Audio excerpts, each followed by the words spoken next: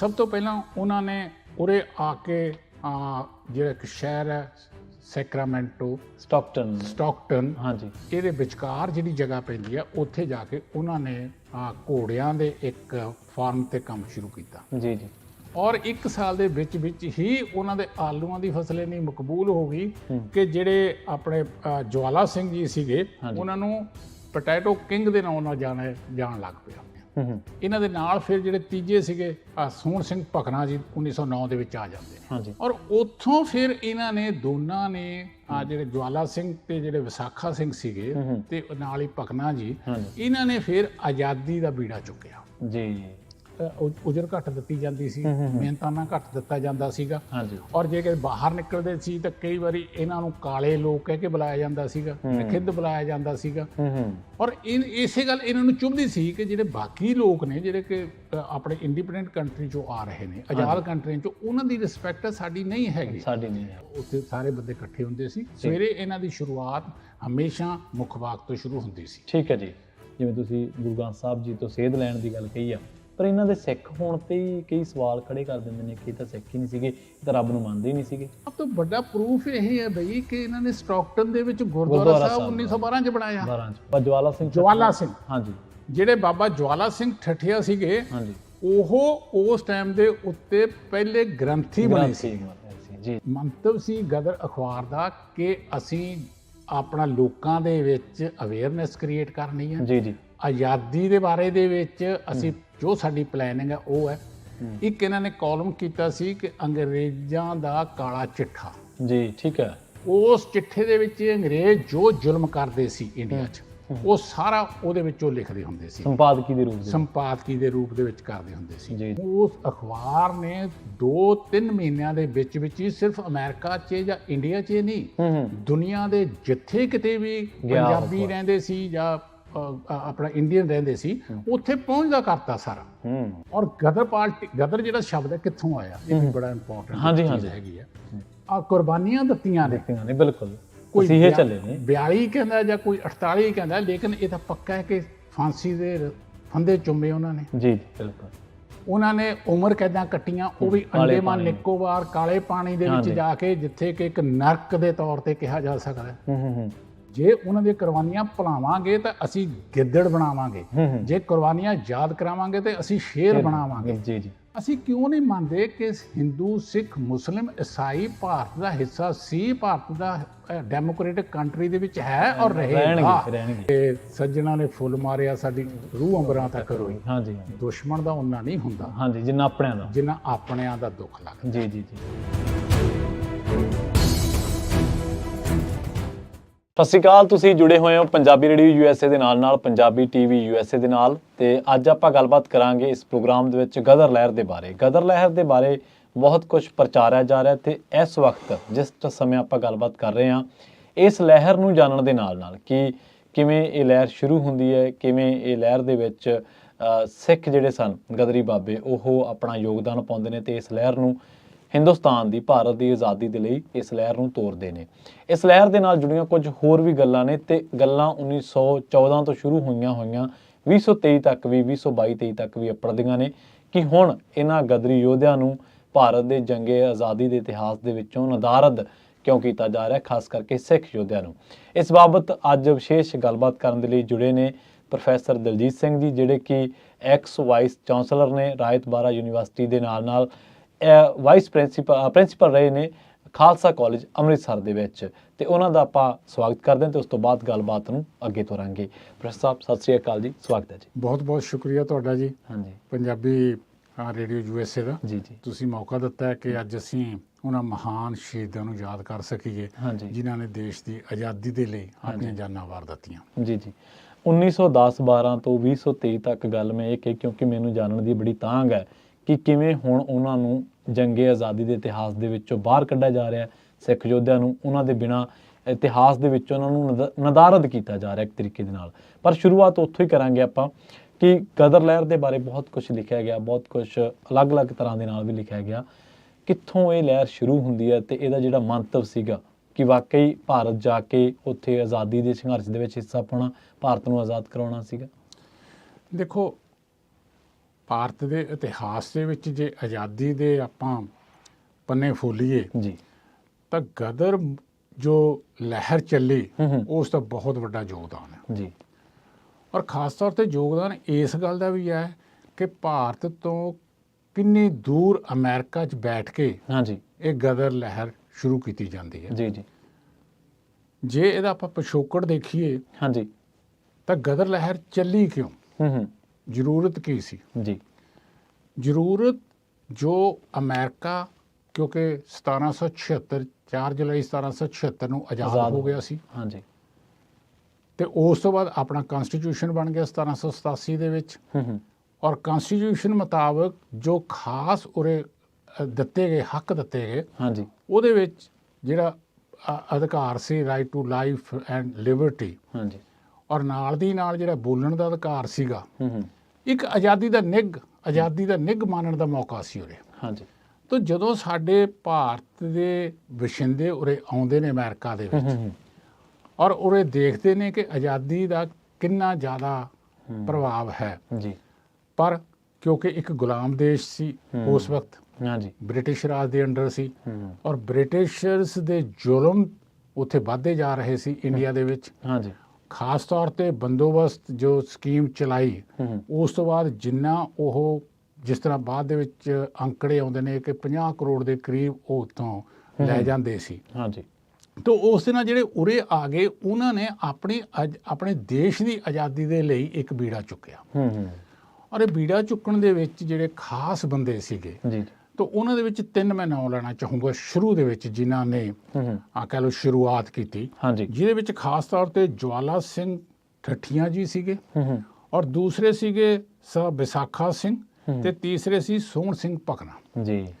ਸਭ ਤੋਂ ਪਹਿਲਾਂ ਜਿਹੜੇ ਉਰੇ ਪਹੁੰਚਦੇ ਨੇ ਸਾਡੇ ਕੋਲ ਅਮਰੀਕਾ ਦੇ ਵਿੱਚ ਹਾਂਜੀ। ਉਹ ਸਾਡੇ ਕੋਲ ਪਹੁੰਚਦੇ ਨੇ ਜੀ 1909 ਦੇ ਵਿੱਚ ਪਹੁੰਚਦੇ ਨੇ ਸਾਡੇ ਕੋਲ ਵਿਸਾਖਾ ਸਿੰਘ ਜੀ। ਉਹ 1 ਸਾਲ ਪਹਿਲਾਂ ਪਹੁੰਚਦੇ ਨੇ ਜਵਾਲਾ ਸਿੰਘ ਠੱਠੀਆ ਜੀ ਔਰ ਉਸ ਤੋਂ 1909 ਦੇ ਵਿੱਚ ਹੀ ਸੋਹਣ ਸਿੰਘ ਭਕਨਾ ਜੀ ਪਹੁੰਚਦੇ ਨੇ। ਜਿਹੜਾ ਇਹ ਦੋ ਜਾਣਿਆਂ ਦੀ ਦੋਸਤੀ ਕਹਿ ਲਓ ਪੁੰਗਰੀ ਸਭ ਤੋਂ ਪਹਿਲਾਂ ਜਵਾਲਾ ਸਿੰਘ ਤੇ ਵਿਸਾਖਾ ਸਿੰਘ ਹਾਂਜੀ। ਦੋਨਾਂ ਜਾਣੇ ਇਸ ਕੈਲੀਫੋਰਨੀਆ ਰਾਜ ਦੇ ਵਿੱਚ ਅਮਰੀਕਾ ਦੇ ਜਿਹੜਾ ਕਿ ਪੈਸੀਫਿਕ ਓਸ਼ਨ ਦੇ ਨਾਲ ਹੈ ਕਹਿ ਲਓ ਇੱਕ ਕਿਸਮ ਦਾ ਵੈਸਟਰ ਵਾਲੀ ਸਾਈਡ ਅਮਰੀਕਾ ਦੀ ਹੈ। ਉੱਥੇ ਆ ਕੇ ਉਹਨਾਂ ਨੇ ਆਪਣਾ ਡੇਰਾ ਲਾਇਆ ਜੀ। ਸਭ ਤੋਂ ਪਹਿਲਾਂ ਉਹਨਾਂ ਨੇ ਉਰੇ ਆ ਕੇ ਜਿਹੜਾ ਇੱਕ ਸ਼ਹਿਰ ਹੈ ਸੈਕਰਾਮੈਂਟੋ ਸਟਾਕਟਨ ਹਾਂਜੀ ਇਹਦੇ ਵਿਚਕਾਰ ਜਿਹੜੀ ਜਗ੍ਹਾ ਪੈਂਦੀ ਹੈ ਉੱਥੇ ਜਾ ਕੇ ਉਹਨਾਂ ਨੇ ਘੋੜਿਆਂ ਦੇ ਇੱਕ ਫਾਰਮ ਤੇ ਕੰਮ ਸ਼ੁਰੂ ਕੀਤਾ ਜੀ। ਲੇਕਿਨ ਬੜੀ ਜਲਦੀ ਹੀ ਉਹਨਾਂ ਦੀ ਮਕਬੂਲੀਅਤ ਵੀ ਉੱਥੇ ਹੋ ਗਈ ਤੇ ਉਹਨਾਂ ਨੇ 500 ਏਕੜ ਦਾ ਇੱਕ ਫਾਰਮ ਲੈ ਲਿਆ ਜਿਹਦਾ ਨਾਮ ਸੀ ਹੋਲਟ ਫਾਰਮ। ਠੀਕ ਹੈ ਜੀ। ਇੱਕ ਫੈਮਿਲੀ ਸੀ ਬੈਂਜਾਮਿਨ ਹੋਲਟ ਦੀ ਜੀ ਜਿਹੜੇ ਕਿ 4 ਭਰਾ ਸੀਗੇ ਲੇਕਿਨ 4 ਭਰਾਵਾਂ ਦੇ ਵਿੱਚੋਂ 3 ਭਰਾਵਾਂ ਦੀ ਡੈਥ ਹੋ ਜਾਂਦੀ ਹੈ, ਇੱਕ ਭਰਾ ਰਹਿ ਜਾਂਦਾ ਹਾਂਜੀ। ਉਸ ਤੋਂ ਬਾਅਦ ਫਿਰ ਜਿਹੜਾ ਉਹਨਾਂ ਦੀ ਜ਼ਮੀਨ ਸੀ ਉਹ ਲੀਜ਼ ਤੇ ਕਿਉਂਕਿ ਉਦੋਂ ਖਰੀਦ ਤਾਂ ਸਕਦੇ ਨਹੀਂ ਸੀ ਰਾਈਟ ਨਹੀਂ ਸੀ ਤਾਂ ਉਹ ਲੀਜ਼ ਤੇ ਲੈਣ ਤੋਂ ਬਾਅਦ ਉਹਨਾਂ ਨੇ ਉੱਥੇ ਖੇਤੀ ਸ਼ੁਰੂ ਕੀਤੀ ਜੀ। ਔਰ ਤੁਸੀਂ ਇਸ ਗੱਲ ਤੇ ਖੁਸ਼ੀ ਮਹਿਸੂਸ ਕਰੋਗੇ ਕਿ ਪਹਿਲੇ ਸਾਲ ਹੀ ਉਹਨਾਂ ਪੰਜਾਬੀਆਂ ਵੀਰਾਂ ਨੇ ਜਿਹੜੇ ਬਾਅਦ ਚ ਗਦਰੀ ਬਾਬਿਆਂ ਦੇ ਨਾਂ ਨਾਲ ਜਾਣੇ ਜਾਂਦੇ ਨੇ ਸਾਡੇ ਉਹਨਾਂ ਨੇ ਆਲੂਆਂ ਦੀ ਫਸਲ ਉਗਾਈ ਜੀ। ਔਰ 1 ਸਾਲ ਦੇ ਵਿੱਚ ਹੀ ਉਹਨਾਂ ਦੇ ਆਲੂਆਂ ਦੀ ਫਸਲ ਇੰਨੀ ਮਕਬੂਲ ਹੋ ਗਈ ਕਿ ਜਿਹੜੇ ਆਪਣੇ ਜਵਾਲਾ ਸਿੰਘ ਜੀ ਸੀਗੇ ਉਹਨਾਂ ਨੂੰ ਪੋਟੈਟੋ ਕਿੰਗ ਦੇ ਨਾਮ ਨਾਲ ਜਾਣ ਲੱਗ ਪਿਆ ਜੀ। ਇਹ 1910-12 ਵੇਲੇ 1910-11 ਦੀ ਗੱਲ ਹੈ ਹਾਂਜੀ 1910-11 ਦੀ ਗੱਲ ਹੈ ਇਹ ਜੀ। ਤੇ ਉਸ ਤੋਂ ਬਾਅਦ ਜਦੋਂ ਇਹ ਅੱਗੇ ਚੱਲਦੇ ਨੇ ਇਹਨਾਂ ਦੇ ਨਾਲ ਫਿਰ ਜਿਹੜੇ ਤੀਜੇ ਸੀਗੇ ਸੋਹਣ ਸਿੰਘ ਭਕਨਾ ਜੀ 1909 ਦੇ ਵਿੱਚ ਆ ਜਾਂਦੇ ਨੇ ਹਾਂਜੀ। ਇਹ ਹੋਲਟ ਫਾਰਮ ਦੇ ਉੱਤੇ ਇਹਨਾਂ ਕੋਲ ਆਪਣਾ ਜਿਹੜਾ ਸੀ ਬਿਲਡਿੰਗ ਸੀਗੀ ਉਹਦੇ ਵਿੱਚ ਇਹਨਾਂ ਨੇ ਜਿਹੜੇ ਇੰਡੀਅਨ ਫਿਰ ਆਉਂਦੇ ਨੇ ਬਾਹਰ ਆਈ ਜਾਂਦੇ ਨੇ ਇਸ ਇਲਾਕੇ ਦੇ ਵਿੱਚ ਉਹਨਾਂ ਨੂੰ ਆਪਣੇ ਕੋਲ ਰੱਖਣਾ ਸ਼ੁਰੂ ਕਰਤਾ। ਠੀਕ ਹੈ ਜੀ। ਔਰ ਇਹ ਇਤਿਹਾਸ ਦੇ ਵਿੱਚ ਆਉਂਦਾ ਕਿ 100 ਦੇ ਕਰੀਬ ਇਹਨਾਂ ਦੇ ਕੋਲ ਉੱਥੇ ਆ ਕੇ ਪੰਜਾਬੀ ਕਹਿ ਲਓ ਜਾਂ ਉਸ ਟਾਈਮ ਤੇ ਕਿਉਂਕਿ ਸਿੱਖਾਂ ਦਾ ਆਮ ਤੌਰ ਤੇ ਨਹੀਂ ਸੀ ਪਤਾ ਹਿੰਦੂ ਸਾਰਿਆਂ ਨੂੰ ਕਿਹਾ ਜਾਂਦਾ ਸੀ ਔਰ ਹਿੰਦੂ ਵੀ ਸੀ ਵਿੱਚ ਉਸਦੇ ਔਰ ਈਵਨ ਕੁਝ ਮੁਸਲਮਾਨ ਵੀ ਵਿੱਚ ਸੀ ਉਹ ਆ ਕੇ ਉੱਥੇ ਫਿਰ ਹੋਲਟ ਫਾਰਮ ਤੇ ਰਹਿਣਾ ਸ਼ੁਰੂ ਹੋ ਗਏ ਜੀ ਜੀ। ਔਰ ਉੱਥੋਂ ਫਿਰ ਇਹਨਾਂ ਨੇ ਦੋਨਾਂ ਨੇ ਜਿਹੜੇ ਜਵਾਲਾ ਸਿੰਘ ਤੇ ਜਿਹੜੇ ਵਿਸਾਖਾ ਸਿੰਘ ਸੀਗੇ ਤੇ ਨਾਲ ਹੀ ਭਕਨਾ ਜੀ ਇਹਨਾਂ ਨੇ ਫਿਰ ਆਜ਼ਾਦੀ ਦਾ ਬੀੜਾ ਚੁੱਕਿਆ ਜੀ। ਕਿਉਂਕਿ ਉਸ ਟਾਈਮ ਦੇ ਉੱਤੇ ਵੀ ਜਿਹੜੇ ਆਪਣਾ ਆਉਂਦੇ ਸੀ ਇਹਨਾਂ ਦੇ ਨਾਲ ਵਿਤਕਰਾ ਕੀਤਾ ਜਾਂਦਾ ਸੀ। ਹਾਂਜੀ ਹਾਂਜੀ, ਇਹਨਾਂ ਨੂੰ ਘੱਟ ਉਜਰ ਘੱਟ ਦਿੱਤੀ ਜਾਂਦੀ ਸੀ, ਮਿਹਨਤਾਨਾ ਘੱਟ ਦਿੱਤਾ ਜਾਂਦਾ ਸੀਗਾ। ਹਾਂਜੀ। ਔਰ ਜੇ ਕਿ ਬਾਹਰ ਨਿਕਲਦੇ ਸੀ ਤਾਂ ਕਈ ਵਾਰੀ ਇਹਨਾਂ ਨੂੰ ਕਾਲੇ ਲੋਕ ਕਹਿ ਕੇ ਬੁਲਾਇਆ ਜਾਂਦਾ ਸੀਗਾ, ਨਖਿੱਧ ਬੁਲਾਇਆ ਜਾਂਦਾ ਸੀਗਾ।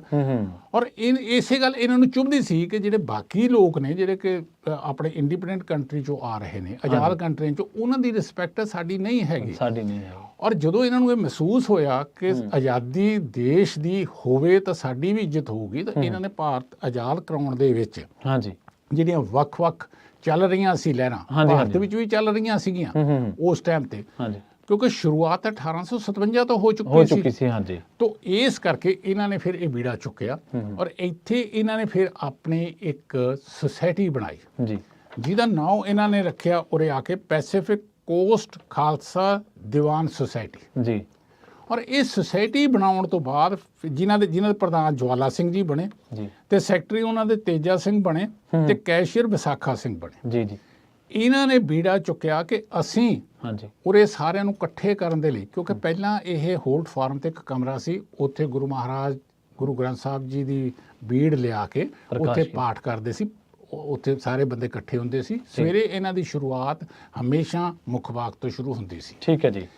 ਔਰ ਉਸ ਤੋਂ ਬਾਅਦ ਜਦੋਂ ਫਿਰ ਇਹਨਾਂ ਨੇ ਦੇਖਿਆ ਕਿ ਹੁਣ ਸਾਡੇ ਕੋਲ ਬੰਦੇ ਹੋ ਗਏ ਨੇ, ਤਾਂ ਸਟਾਕਟਨ ਦੇ ਵਿੱਚ ਫਿਰ ਇਹਨਾਂ ਨੇ ਇਸ ਸੁਸਾਇਟੀ ਬਣਾ ਕੇ ਗੁਰਦੁਆਰਾ ਸਾਹਿਬ ਬਣਾਉਣ ਦੀ ਪਲੈਨਿੰਗ ਕੀਤੀ ਕਿਉਂਕਿ 1908 ਦੇ ਵਿੱਚ ਨਾਲ ਲੱਗਦੀ ਕੈਨੇਡਾ ਦੇ ਵੈਨਕੂਵਰ ਦੇ ਵਿੱਚ ਗੁਰਦੁਆਰਾ ਸਾਹਿਬ ਬਣ ਗਿਆ ਸੀ। ਹਾਂਜੀ।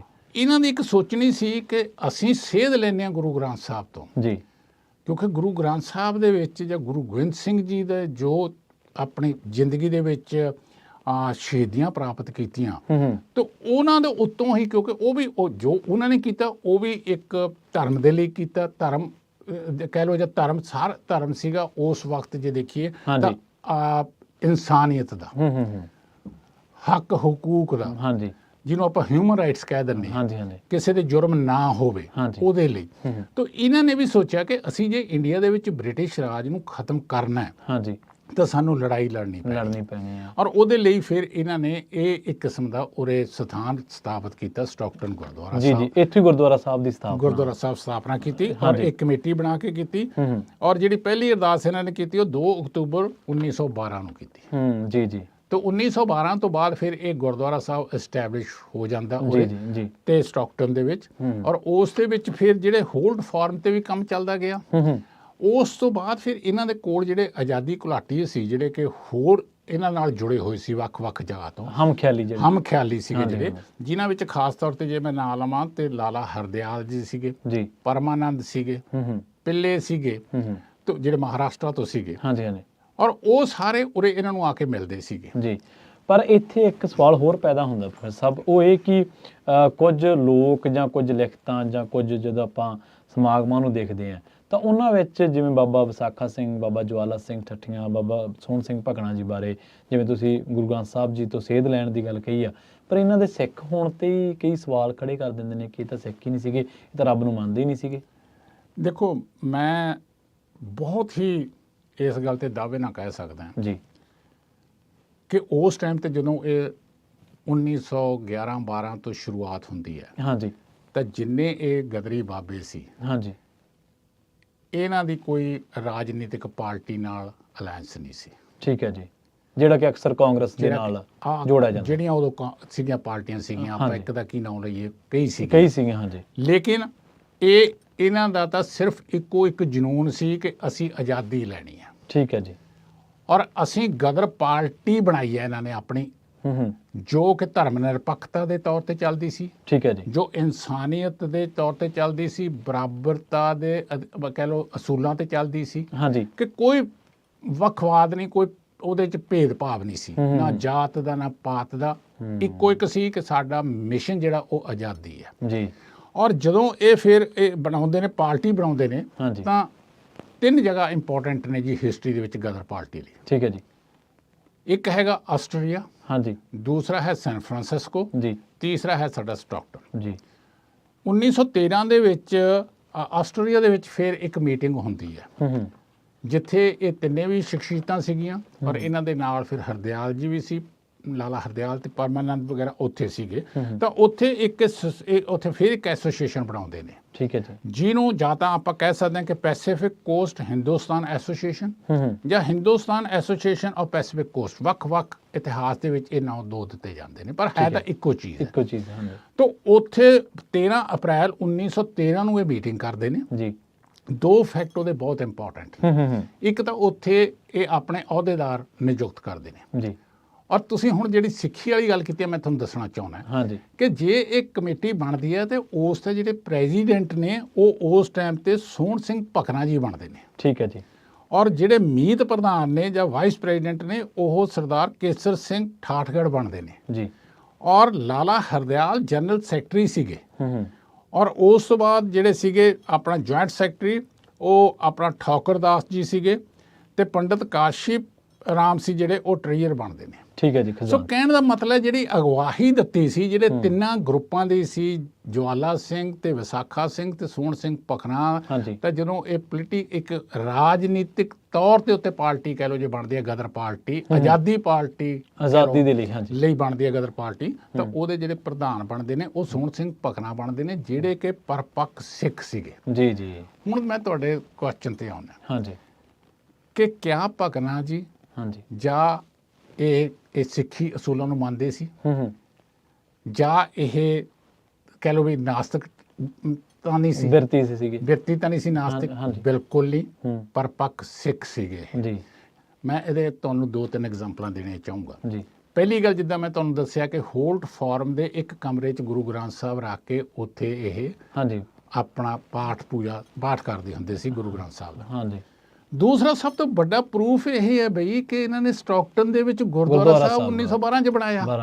ਹਾਂਜੀ। ਜੇ ਸਿੱਖ ਪਰਪੱਕ ਨਾ ਹੁੰਦੇ ਤਾਂ ਕਿਉਂ ਬਣਾਉਂਦੇ? ਔਰ ਤੀਸਰਾ ਇੰਪੋਰਟੈਂਟ ਚੀਜ਼ ਇਹ ਹੈ ਕਿ ਇਹਨਾਂ ਦੇ ਵਿੱਚੋਂ ਜਿਹੜੇ ਆਪਣੇ ਇਹ ਸੀਗੇ ਭਕਨਾ ਜੀ ਸੀਗੇ, ਹਾਂਜੀ, ਉਹ ਨਾਲ ਹੁੰਦੇ ਸੀਗੇ, ਲੇਕਿਨ ਇਹਨਾਂ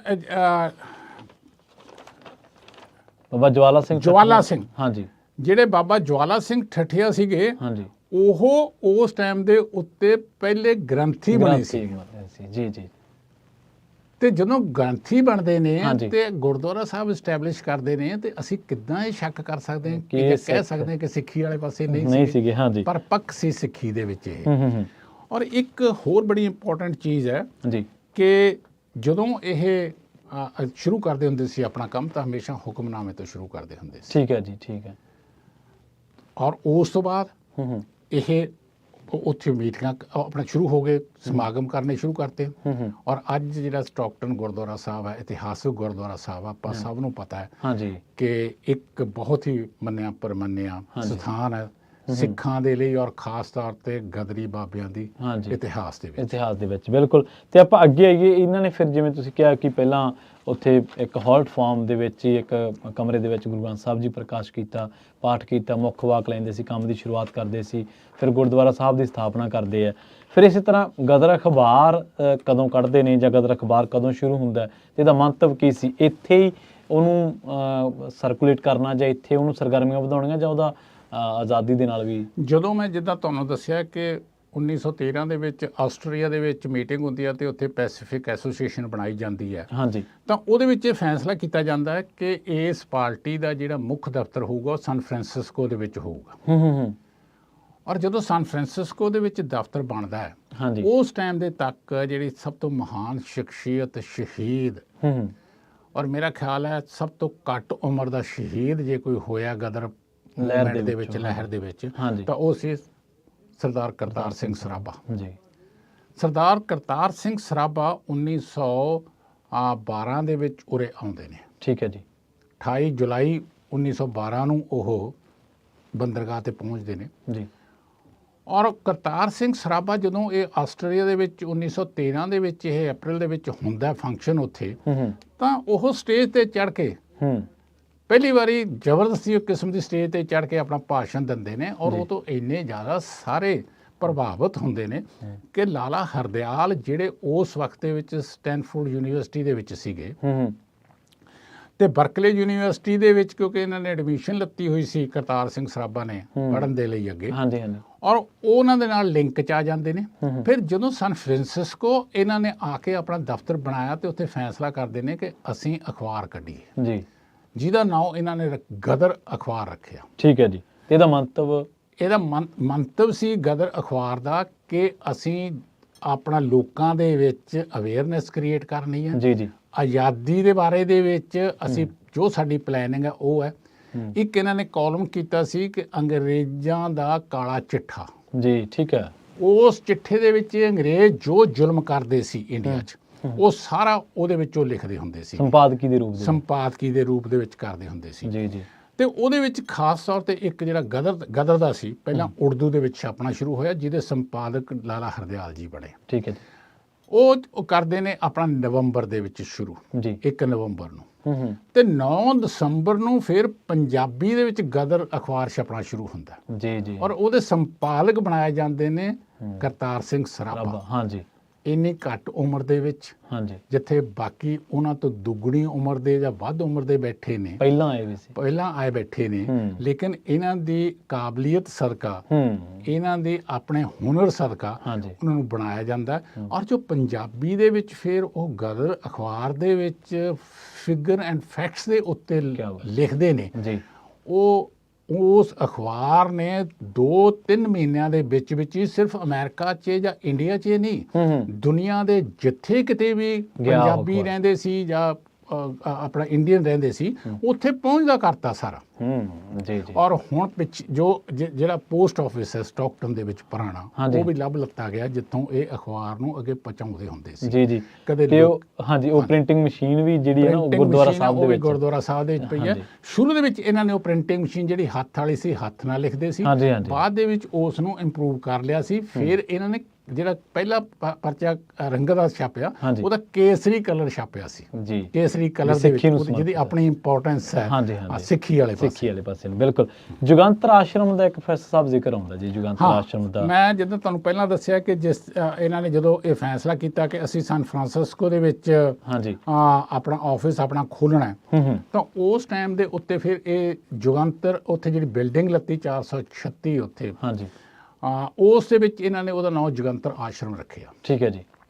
ਜੁਗੰਤਰ ਆਸ਼ਰਮ ਕਿਉਂ ਰੱਖਿਆ, ਉਸ ਦਾ ਜਿਹੜਾ ਮੇਨ ਗੱਲ ਹੈਗੀ ਆ, ਕਿਉਂਕਿ ਉਸ ਟਾਈਮ ਦੇ ਉੱਤੇ ਜਿਹੜਾ ਜੁਗੰਤਰ ਦਾ ਮੀਨਿੰਗ ਮਤਲਬ ਕੀ ਹੈ, ਮੀਨਿੰਗ ਕੀ ਹੈ? ਜੁਗੰਤਰ ਦਾ ਮਤਲਬ ਹੈ ਯੁਗ ਅੰਤਰ।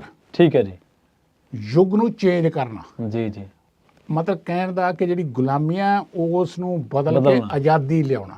ਇਸ ਕਰਕੇ ਜੁਗੰਤਰ ਉਸ ਜਗ੍ਹਾ ਦਾ ਨਾਮ ਰੱਖਿਆ ਔਰ ਬਾਅਦ ਦੇ ਵਿੱਚ ਉਹ ਗਦਰ ਆਫਿਸ ਦੇ ਤੌਰ ਤੇ ਵੀ ਜਾਣਿਆ ਜਾਣ ਲੱਗਿਆ, ਗਦਰ ਪਾਰਟੀ ਦੇ ਦਫ਼ਤਰ ਦੇ ਤੌਰ ਤੇ ਜਾਣਿਆ ਜਾਂਦਾ। ਜੀ ਜੀ।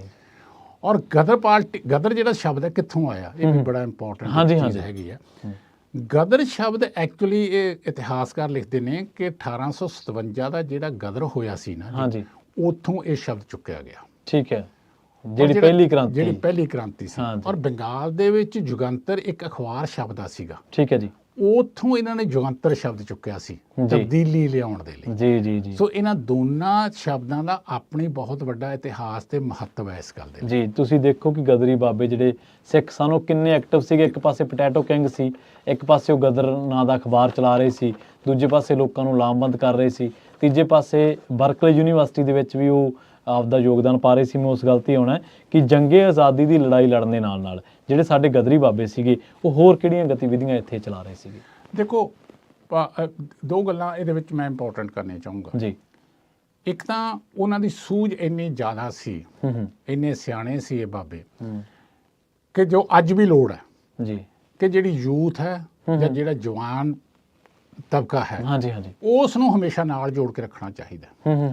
ਔਰ ਖਾਸ ਤੌਰ ਤੇ ਉਹਨਾਂ ਦੀ ਐਜੂਕੇਸ਼ਨ ਵਾਲੇ ਪਾਸੇ ਜ਼ਰੂਰ ਧਿਆਨ ਦੇਣਾ ਚਾਹੀਦਾ, ਕਿਉਂਕਿ ਰਾਜਨੀਤਿਕ ਬੰਦੇ ਕਦੇ ਵੀ ਇਹ ਨਹੀਂ ਚਾਹੁੰਦੇ ਕਿ ਉਹਨਾਂ ਦੀ ਜਿਹੜੀ ਖਲਕਤ ਹੈ ਉਹ ਐਜੂਕੇਟਡ ਹੋ ਜਾਵੇ। ਪਰ ਉਸ ਟਾਈਮ ਤੇ ਉਹਨਾਂ ਦੀ ਦੂਰਦਰਸ਼ੀ ਦੇਖੋ ਕਿ ਇਹਨਾਂ ਨੇ ਉਸ ਟਾਈਮ ਦੇ ਉੱਤੇ ਗੁਰੂ ਨਾਨਕ ਦੇਵ ਖਾਲਸਾ ਸੁਸਾਇਟੀ ਜਿਹੜੀ ਬਣਾਈ ਸੀਗੀ, ਉਹਦਾ ਮਕਸਦ ਇਹ ਰੱਖਿਆ ਸੀ ਕਿ ਇੰਡੀਆ ਤੋਂ ਅਸੀਂ ਬੱਚੇ ਲਿਆਉਣੇ ਨੇ ਸਕਾਲਰਸ਼ਿਪ ਦੇ ਕੇ। ਠੀਕ ਹੈ ਜੀ। ਉਹਦਾ ਨਾਮ ਗੁਰੂ ਗੋਬਿੰਦ ਸਿੰਘ ਸਕਾਲਰਸ਼ਿਪ ਰੱਖਿਆ ਸੀਗਾ। ਇੱਕ ਵਾਰੀ ਫਿਰ ਉਹ ਸਿੱਖੀ ਦੇ ਨਾਲ ਹੀ ਸਿੱਖੀ ਦੇ ਨਾਲ ਜੋੜ ਕੇ, ਹਾਂਜੀ, ਔਰ ਸਿੱਖਾਂ ਦੇ ਨਾਂ ਗੁਰੂ ਨਾਨਕ ਦੇਵ ਜੀ ਦੇ ਨਾਂ ਤੇ ਗੁਰੂ ਗੋਬਿੰਦ ਸਿੰਘ ਜੀ ਦੇ ਨਾਂ ਤੇ, ਹਾਂਜੀ। ਔਰ ਪਹਿਲੀ ਵਾਰੀ 6 ਬੱਚੇ ਉਹਨਾਂ ਨੇ ਸਿਲੈਕਟ ਕੀਤੇ ਸੀਗੇ, ਜਿਨ੍ਹਾਂ ਚੋਂ 2 ਕਿਸੇ ਤਕਨੀਕੀ ਕਾਰਨ ਕਰਕੇ ਨਹੀਂ ਆਏ, 4 ਉਰੇ ਆਏ ਜੀ, ਔਰ ਉਹਨਾਂ ਨੂੰ ਇਹ ਯੂਨੀਵਰਸਿਟੀਆਂ ਦੇ ਵਿੱਚ ਪੜ੍ਹਾਉਣ ਦੇ ਲਈ ਉਹ ਸਕਾਲਰਸ਼ਿਪ ਇਹਨਾਂ ਨੇ ਸ਼ੁਰੂ ਕੀਤਾ ਸੀਗਾ। ਠੀਕ ਹੈ ਜੀ। ਹੁਣ ਦੂਸਰੀ ਗੱਲ ਜਿਹੜੀ ਸਿੱਖੀ ਵਾਲੀ ਤੁਸੀਂ ਮੈਨੂੰ ਕਹਿ ਰਹੇ ਸੀਗੇ, ਹਾਂਜੀ, ਉਹਦਾ ਮੈਂ ਇੱਕ ਹੋਰ ਐਗਜ਼ਾਮਪਲ ਜ਼ਰੂਰ ਦੇਣੀ ਚਾਹੁੰਦਾ। ਹਾਂਜੀ, ਹਾਂਜੀ, ਕਿ ਜਦੋਂ ਪਹਿਲੀ ਵਾਰੀ ਇਹਨਾਂ ਨੇ ਹੁਕਮਨਾਮਾ ਲੱਤਾ, ਹਾਂਜੀ, ਤਾਂ ਉਹ ਹੁਕਮਨਾਮਾ ਆਇਆ ਸੀ ਕਿ ਜੋ ਤੋ ਪ੍ਰੇਮ ਖੇਲਣ ਕਾ ਚਾਓ, ਸਿਰ ਤਰ ਤਲੀ ਗਲੀ ਮੇਰੀ ਆਓ ਜੀ, ਇਤਮਾਰਗ ਪੈਰ ਧਰੀਜੇ, ਸਿਰ ਦੀਜੇ ਕਾਨ ਨਾ ਕੀਜੇ ਜੀ। ਆ ਜਿਹੜਾ ਹੁਕਮਨਾਮਾ ਸੀ ਨਾ ਜੀ, ਹਾਂਜੀ, ਇਹ ਜਦੋਂ ਕਰਤਾਰ ਸਿੰਘ ਸਰਾਭਾ ਗਦਰ ਅਖਬਾਰ ਪੰਜਾਬੀ ਛਾਪਦਾ, ਹਾਂਜੀ, ਤਾਂ ਪਹਿਲੇ ਪੇਜ ਦੇ ਉੱਤੇ ਟੈਗਲਾਈਨ ਇਹੀ ਲਿਖਦਾ। ਠੀਕ ਹੈ। ਜੋ ਅੱਜ ਵੀ ਗਦਰ ਦੇ ਜਿਹੜੇ ਪਹਿਲੇ ਪੇਜ ਦੇ ਕਾਪੀਆਂ ਛਾਪੀਆਂ ਹੋਈਆਂ ਨੇ, ਹਾਂਜੀ, ਹਾਂਜੀ, ਜਾਂ ਡਿਸਪਲੇ ਕੀਤੀਆਂ ਜਾਂਦੀਆਂ ਨੇ, ਉੱਥੇ ਤੇ ਲਿਖਿਆ ਉਹ ਸਾਰਿਆਂ ਦੇ ਉੱਤੇ ਤੁਸੀਂ ਪੜ੍ਹ ਸਕਦੇ ਹੋ ਹਾਂਜੀ, ਕਿ ਉਹਦੇ ਵਿੱਚ ਇਸ ਦਾ ਇਹ ਟੈਗਲਾਈਨ ਇਹੀ ਹੈ, ਜਿਸ ਦਾ ਪ੍ਰੇਮ ਖੇਲਣ ਕਾ ਚਾਓ। ਹਾਂਜੀ। ਸੋ ਕਹਿਣ ਦਾ ਭਾਵ ਇਹ ਹੈ ਕਿ ਜਿਹੜੀ ਚੀਜ਼ ਅਸੀਂ ਕਹਿਣਾ ਚਾਹੁੰਦੇ ਹਾਂ, ਹਾਂਜੀ, ਕਿ ਇਹ ਜਿੰਨੇ ਵੀ ਗਦਰੀ ਬਾਬੇ ਸੀ ਜਾਂ ਗਦਰ ਦੇ ਵਿੱਚ ਈਵਨ ਜਵਾਨ ਕਰਤਾਰ ਸਿੰਘ ਸਰਾਭੇ ਵਰਗੇ ਸੀ, ਹਾਂਜੀ, ਇਹ ਵੀ ਸਿੱਖੀ ਅਸੂਲਾਂ ਦੇ ਉੱਤੇ, ਸਿੱਖੀ ਪਰੰਪਰਾਵਾਂ ਨੂੰ ਲੈ ਕੇ ਅੱਗੇ ਪਰਨਾਏ ਵੇ ਸੀ। ਅੱਛਾ, ਇਹ ਇੱਕ ਤਾਂ ਇਹ ਚਲਾ ਰਹੇ ਸੀ, ਸਟੂਡੈਂਟਸ ਨੂੰ ਦੇ ਰਹੇ ਸੀ ਵਜ਼ੀਫਾ ਜਾਂ ਸਕਾਲਰਸ਼ਿਪ ਦੇ ਰਹੇ ਸੀ, ਦੂਜੇ ਪਾਸੇ ਅਖਬਾਰ ਵੀ ਕੱਢ ਰਹੇ ਸੀ, ਤੀਜੇ ਪਾਸੇ ਅਧਿਆਤਮਵਾਦ ਸਪਿਰਿਚੁਅਲੀ ਜਿਵੇਂ ਗੁਰੂ ਸਾਹਿਬ ਦੇ ਨਾਲ ਜੁੜੇ ਹੋਏ ਸੀ, ਚੌਥਾ ਖੇਤੀਬਾੜੀ ਵੀ ਕਰ ਰਹੇ ਸੀ। ਮਤਲਬ ਕਿੰਨੇ ਉਹ ਐਕਟਿਵ ਸੀਗੇ, ਕਿੰਨਾ ਉਹਨਾਂ ਦੂਰ ਦ੍ਰਿਸ਼ਟੀ ਸੀ ਕਿ ਜੰਗੇ ਆਜ਼ਾਦੀ ਦੀ ਲੜਾਈ ਵੀ ਲੜ ਰਹੇ ਸੀ। ਦੇਖੋ, ਜਦੋਂ ਮੈਂ ਇਹ ਗੱਲ ਦੇਖਦਾ ਇਹਨਾਂ ਦੇ 1909, 8 ਔਰ 1909 ਦੇ ਵਿੱਚ ਇਹ ਆਉਂਦੇ ਨੇ, ਹਾਂਜੀ, ਔਰ 1914 'ਚ ਵਾਪਸ ਚਲੇ ਜਾਂਦੇ ਨੇ। ਸਿਰਫ 5 ਸਾਲ ਦਾ ਸਮਾਂ, ਹਾਂਜੀ, 5 ਸਾਲਾਂ 'ਚ ਇੰਨਾ ਕੁਝ ਕਰਨਾ, ਹਾਂਜੀ, ਔਰ ਇੱਕ ਜਨੂਨ ਸੀਗਾ ਇਹਨਾਂ ਦੇ ਦਿਲ ਦੇ ਵਿੱਚ। ਜੀ ਜੀ ਜੀ। ਔਰ ਆਪਾਂ ਨੂੰ ਪਤਾ ਹੈ ਕਿ ਆਜ਼ਾਦੀ ਦੇ ਵਿੱਚ ਕਿਸ ਤਰੀਕੇ ਦੇ ਨਾਲ, ਔਰ ਈਵਨ ਇਹ ਜਿਹੜੇ ਸੋਹਣ ਸਿੰਘ ਭਕਨਾ ਸੀਗੇ, ਬਾਬਾ ਸੋਹਣ ਸਿੰਘ ਭਕਨਾ ਸੀਗੇ, ਹਾਂਜੀ, ਇਹਨਾਂ ਦਾ ਜਦੋਂ ਅਸੀਂ ਇਤਿਹਾਸ ਪੜ੍ਹਦੇ ਹਾਂ, ਇਹ ਤਾਂ ਕਾਮਾ ਗਾਟਾ ਮਾਰੂ ਕੈਨੇਡਾ ਦਾ ਜਿਹੜਾ ਜਹਾਜ਼, ਹਾਂਜੀ, ਬਾਬਾ ਗੁਰਦਿੱਤ ਸਿੰਘ ਜੀ, ਉਹ ਇੱਕ ਨਵੀਂ ਆਪਾਂ ਨਾ ਉਸ ਪਾਸੇ ਜ਼ਿਆਦਾ ਜਾਈਏ, ਹਾਂਜੀ, ਪਰ ਉਹਦਾ ਜਿਹੜਾ ਇਤਿਹਾਸ ਹੈ, ਕਾਮਾ ਗਾਟਾ ਮਾਰੂ ਦੇ ਵਿੱਚ ਜਹਾਜ਼ ਦੇ ਵਿੱਚ ਹਾਂਗਕਾਂਗ ਤੱਕ ਜਾਂਦੇ ਨੇ ਇਹ, ਜੀ, ਜਦੋਂ ਵਾਪਸ ਜਾਂਦੇ ਨੇ 14 ਦੇ ਵਿੱਚ। ਔਰ ਦੂਸਰੀ ਇੰਪੋਰਟੈਂਟ ਚੀਜ਼ ਜਿਹੜੀ ਬਹੁਤ ਇੰਪੋਰਟੈਂਟ ਉਹ ਇਹ ਹੈ ਕਿ ਇਹ ਕਾਮਾ ਗਾਟਾ ਮਾਰੂ ਜਹਾਜ਼ ਦੇ ਵਿੱਚ 200 ਕਹਿ ਲਓ ਇੱਕ ਕਿਸਮ ਦੇ ਹਥਿਆਰ ਤੇ 2000 ਦੇ ਕਰੀਬ ਗੋਲੀ ਸਿੱਕਾ ਲੈ ਕੇ ਪਹੁੰਚਦੇ ਨੇ, ਔਰ ਪਹੁੰਚਾਉਂਦਾ ਕੌਣ ਹੈ? ਕਰਤਾਰ ਸਿੰਘ ਸਰਾਭਾ, ਉਹਦੀ ਡਿਊਟੀ ਲੱਗੀ ਹੁੰਦੀ ਹੈ। ਉਸ ਨੂੰ ਕਮਰੇ 'ਚ ਰੱਖਦੇ ਨੇ ਇਹ ਜਹਾਜ਼ ਦੇ, ਤੇ ਕਰਤਾਰ ਸਿੰਘ ਸਰਾਭਾ ਵਾਪਸ ਆ ਜਾਂਦੇ ਨੇ। ਇਹ ਉਸ ਜਹਾਜ਼ ਰਾਹੀਂ ਸੋਹਣ ਸਿੰਘ ਭਕਨਾ ਹਾਂਗਕਾਂਗ ਤੱਕ ਜਾਂਦੇ ਨੇ, ਉੱਥੋਂ ਫਿਰ ਦੂਜਾ ਜਹਾਜ਼ ਲੈਂਦੇ ਨੇ। ਹਾਂਜੀ, ਤੇ ਇਹਦੇ ਬਾਰੇ ਵੀ ਕਾਮਾਗਾਟਾ ਮਾਰੂ ਜਹਾਜ਼ ਦੇ ਬਾਰੇ ਵੀ ਇੱਕ ਸਿੱਖ ਬੁੱਧੀਜੀਵੀ ਨੇ ਕੈਨੇਡਾ ਦੇ ਵਿੱਚ, ਉਹਨਾਂ ਨੇ ਦਾਅਵਾ ਕੀਤਾ ਕਿ ਇਹ ਜਿਹੜੀ ਜਹਾਜ਼ ਦੀ ਪੇਮੈਂਟ ਕੀਤੀ ਗਈ ਸੀ, ਉਹ ਜਿਹੜੀਆਂ ਰਸੀਦੀ ਟਿਕਟਾਂ ਸੀ, ਉਹ ਗੁਰੂ ਨਾਨਕ ਜੀ ਦੇ ਨਾਮ ਤੇ। ਹਾਂ, ਇਹ ਵੀ ਇਤਿਹਾਸ ਦੇ ਵਿੱਚ ਗੱਲ ਆ ਰਹੀ ਹੈ ਕਿ ਬਾਬਾ ਗੁਰਦਿੱਤ ਸਿੰਘ ਸੀਗੇ ਜਿਹੜੇ ਕਿ ਬੜੇ ਵੱਡੇ ਕਹਿ ਲਓ ਇੱਕ ਵਪਾਰੀ ਸੀਗੇ ਉਹ, ਤੇ ਉਹਨਾਂ ਨੇ ਇਹ ਜਾਪਾਨ ਦੀ ਕੰਪਨੀ ਕੋਲੋਂ ਇਹ ਕਿਰਾਏ ਤੇ ਲੱਤਾ ਸੀਗਾ, ਲੀਜ਼ ਤੇ ਲੱਤਾ ਸੀ, ਔਰ ਉਹ ਜਾ ਕੇ ਜਦੋਂ 2 ਮਹੀਨੇ ਉੱਥੇ ਰਿਹਾ, ਜਾਣ ਨਹੀਂ ਦਿੱਤਾ, ਬਾਹਰ ਨਿਕਲ ਨਹੀਂ ਦਿੱਤੇ। 376 ਉਹਦੇ ਵਿੱਚ ਕਹਿ ਲਓ ਮੁਸਾਫਰ ਸੀਗੇ, ਜਿਨ੍ਹਾਂ ਚੋਂ ਸ਼ਾਇਦ 26 ਮੇਰਾ ਖਿਆਲ ਹੈ ਸਿਰਫ ਅਲਾਓ ਕੀਤੇ ਸੀ, ਬਾਕੀਆਂ ਨੂੰ ਵਾਪਸ ਭੇਜਿਆ ਸੀਗਾ। ਤਾਂ ਉਹ ਜਿਹੜਾ ਰਸੀਦਾਂ ਨੇ ਜਾਂ ਜਿਹੜਾ ਉੱਥੇ ਉਸ ਵਕਤ ਉਹ ਗੁਰੂ ਨਾਨਕ ਦੇਵ ਜੀ ਦੇ ਨਾਂ ਦੇ ਉੱਤੇ ਆ, ਪਰ ਕਿਉਂਕਿ ਕੰਪਨੀ ਜਾਪਾਨ ਦੀ ਸੀਗੀ, ਕਾਮਾਗਾਟਾ ਸੀ, ਲੇਕਿਨ ਜਿਹੜੇ ਇਹ ਗਦਰੀ ਬਾਬੇ ਕਹਿ ਲਓ ਜਾਂ ਜਿਹੜੇ ਇਹ ਦੇਸ਼ ਭਗਤ ਸੀ, ਇਹ ਉਸ ਜਹਾਜ਼ ਦਾ ਨਾਂ ਆਪਣਾ ਗੁਰੂ ਨਾਨਕ ਦੇਵ ਜੀ ਦੇ ਉੱਤੇ ਐਸਟੈਬਲਿਸ਼ ਕਰਦੇ ਸੀ। ਅੱਛਾ, ਤੁਸੀਂ ਇਹ ਸਰਗਰਮੀਆਂ ਦੀ ਗੱਲ ਕੀਤੀ, ਇੱਕ ਸਰਗਰਮੀ ਹੋਰ ਦਾ ਵੀ ਆਪਾਂ ਆਪਣੇ ਦਰਸ਼ਕਾਂ ਨੂੰ ਸਰੋਤਿਆਂ ਨੂੰ ਦੱਸਦੇ ਚੱਲੀਏ ਕਿ ਅਫਗਾਨਿਸਤਾਨ ਦੇ ਵਿੱਚ ਜ਼ਿਕਰ ਆਉਂਦਾ ਗਵਰਨਮੈਂਟ ਆਫ ਐਗਜ਼ਾਈਲ ਦੇ ਬਾਰੇ ਗਦਰੀ ਬਾਬਿਆਂ ਦਾ। ਹਾਂ, ਇੱਕ ਇਹ ਬਹੁਤ ਹੀ ਜ਼ਿਆਦਾ ਇੰਪੋਰਟੈਂਟ ਚੀਜ਼ ਹੈ, ਹਾਂਜੀ, ਕਿ ਜਦੋਂ ਇਹ 1914 ਦੇ ਵਿੱਚ ਇਹਨਾਂ ਨੇ ਆਪਣਾ ਉੱਥੇ ਕੀਤਾ ਸੀਗਾ, ਕਹਿ ਲਓ ਇੱਕ ਕਿਸਮ ਦਾ ਇੰਡੀਆ 'ਚ ਜਾ ਕੇ, ਜੀ, ਇਹਨਾਂ ਨੇ 21 ਫਰਵਰੀ 1914 ਦਾ ਦਿਨ ਰੱਖਿਆ ਸੀਗਾ ਗਦਰ ਕਰਨ ਦਾ, ਹਾਂਜੀ, ਤੇ ਲੇਕਿਨ ਉਸ ਤੋਂ ਪਹਿਲਾਂ ਇਹ ਜਿਹੜੇ ਸੀ ਬਰਕਤੁੱਲਾ ਜੀ, ਹਾਂਜੀ, ਤੇ ਉਹ ਪਾਕਿਸਤਾਨ ਦੇ ਵਿੱਚ ਜਾਂਦੇ ਨੇ, ਅਫਗਾਨਿਸਤਾਨ 'ਚ ਉਦੋਂ ਅੱਗੇ ਜਾਂਦੇ ਨੇ, ਤੇ ਕਾਬਲ ਦੇ ਵਿੱਚ ਉਹ ਗਵਰਨਮੈਂਟ ਇਨ ਐਗਜ਼ਾਈਲ ਐਸਟੈਬਲਿਸ਼ ਕਰਦੇ ਨੇ। ਠੀਕ ਹੈ। ਤੇ ਇਹ ਪ੍ਰਾਈਮ ਮਿਨਿਸਟਰ ਬਣਦੇ ਨੇ ਬਰਕਤੁੱਲਾ ਜੀ, ਤੇ ਉਹਨਾਂ ਕੁ ਤਾਂ ਹਿਸਟਰੀ ਸਾਹਮਣੇ ਆਉਂਦੀ ਹੈ।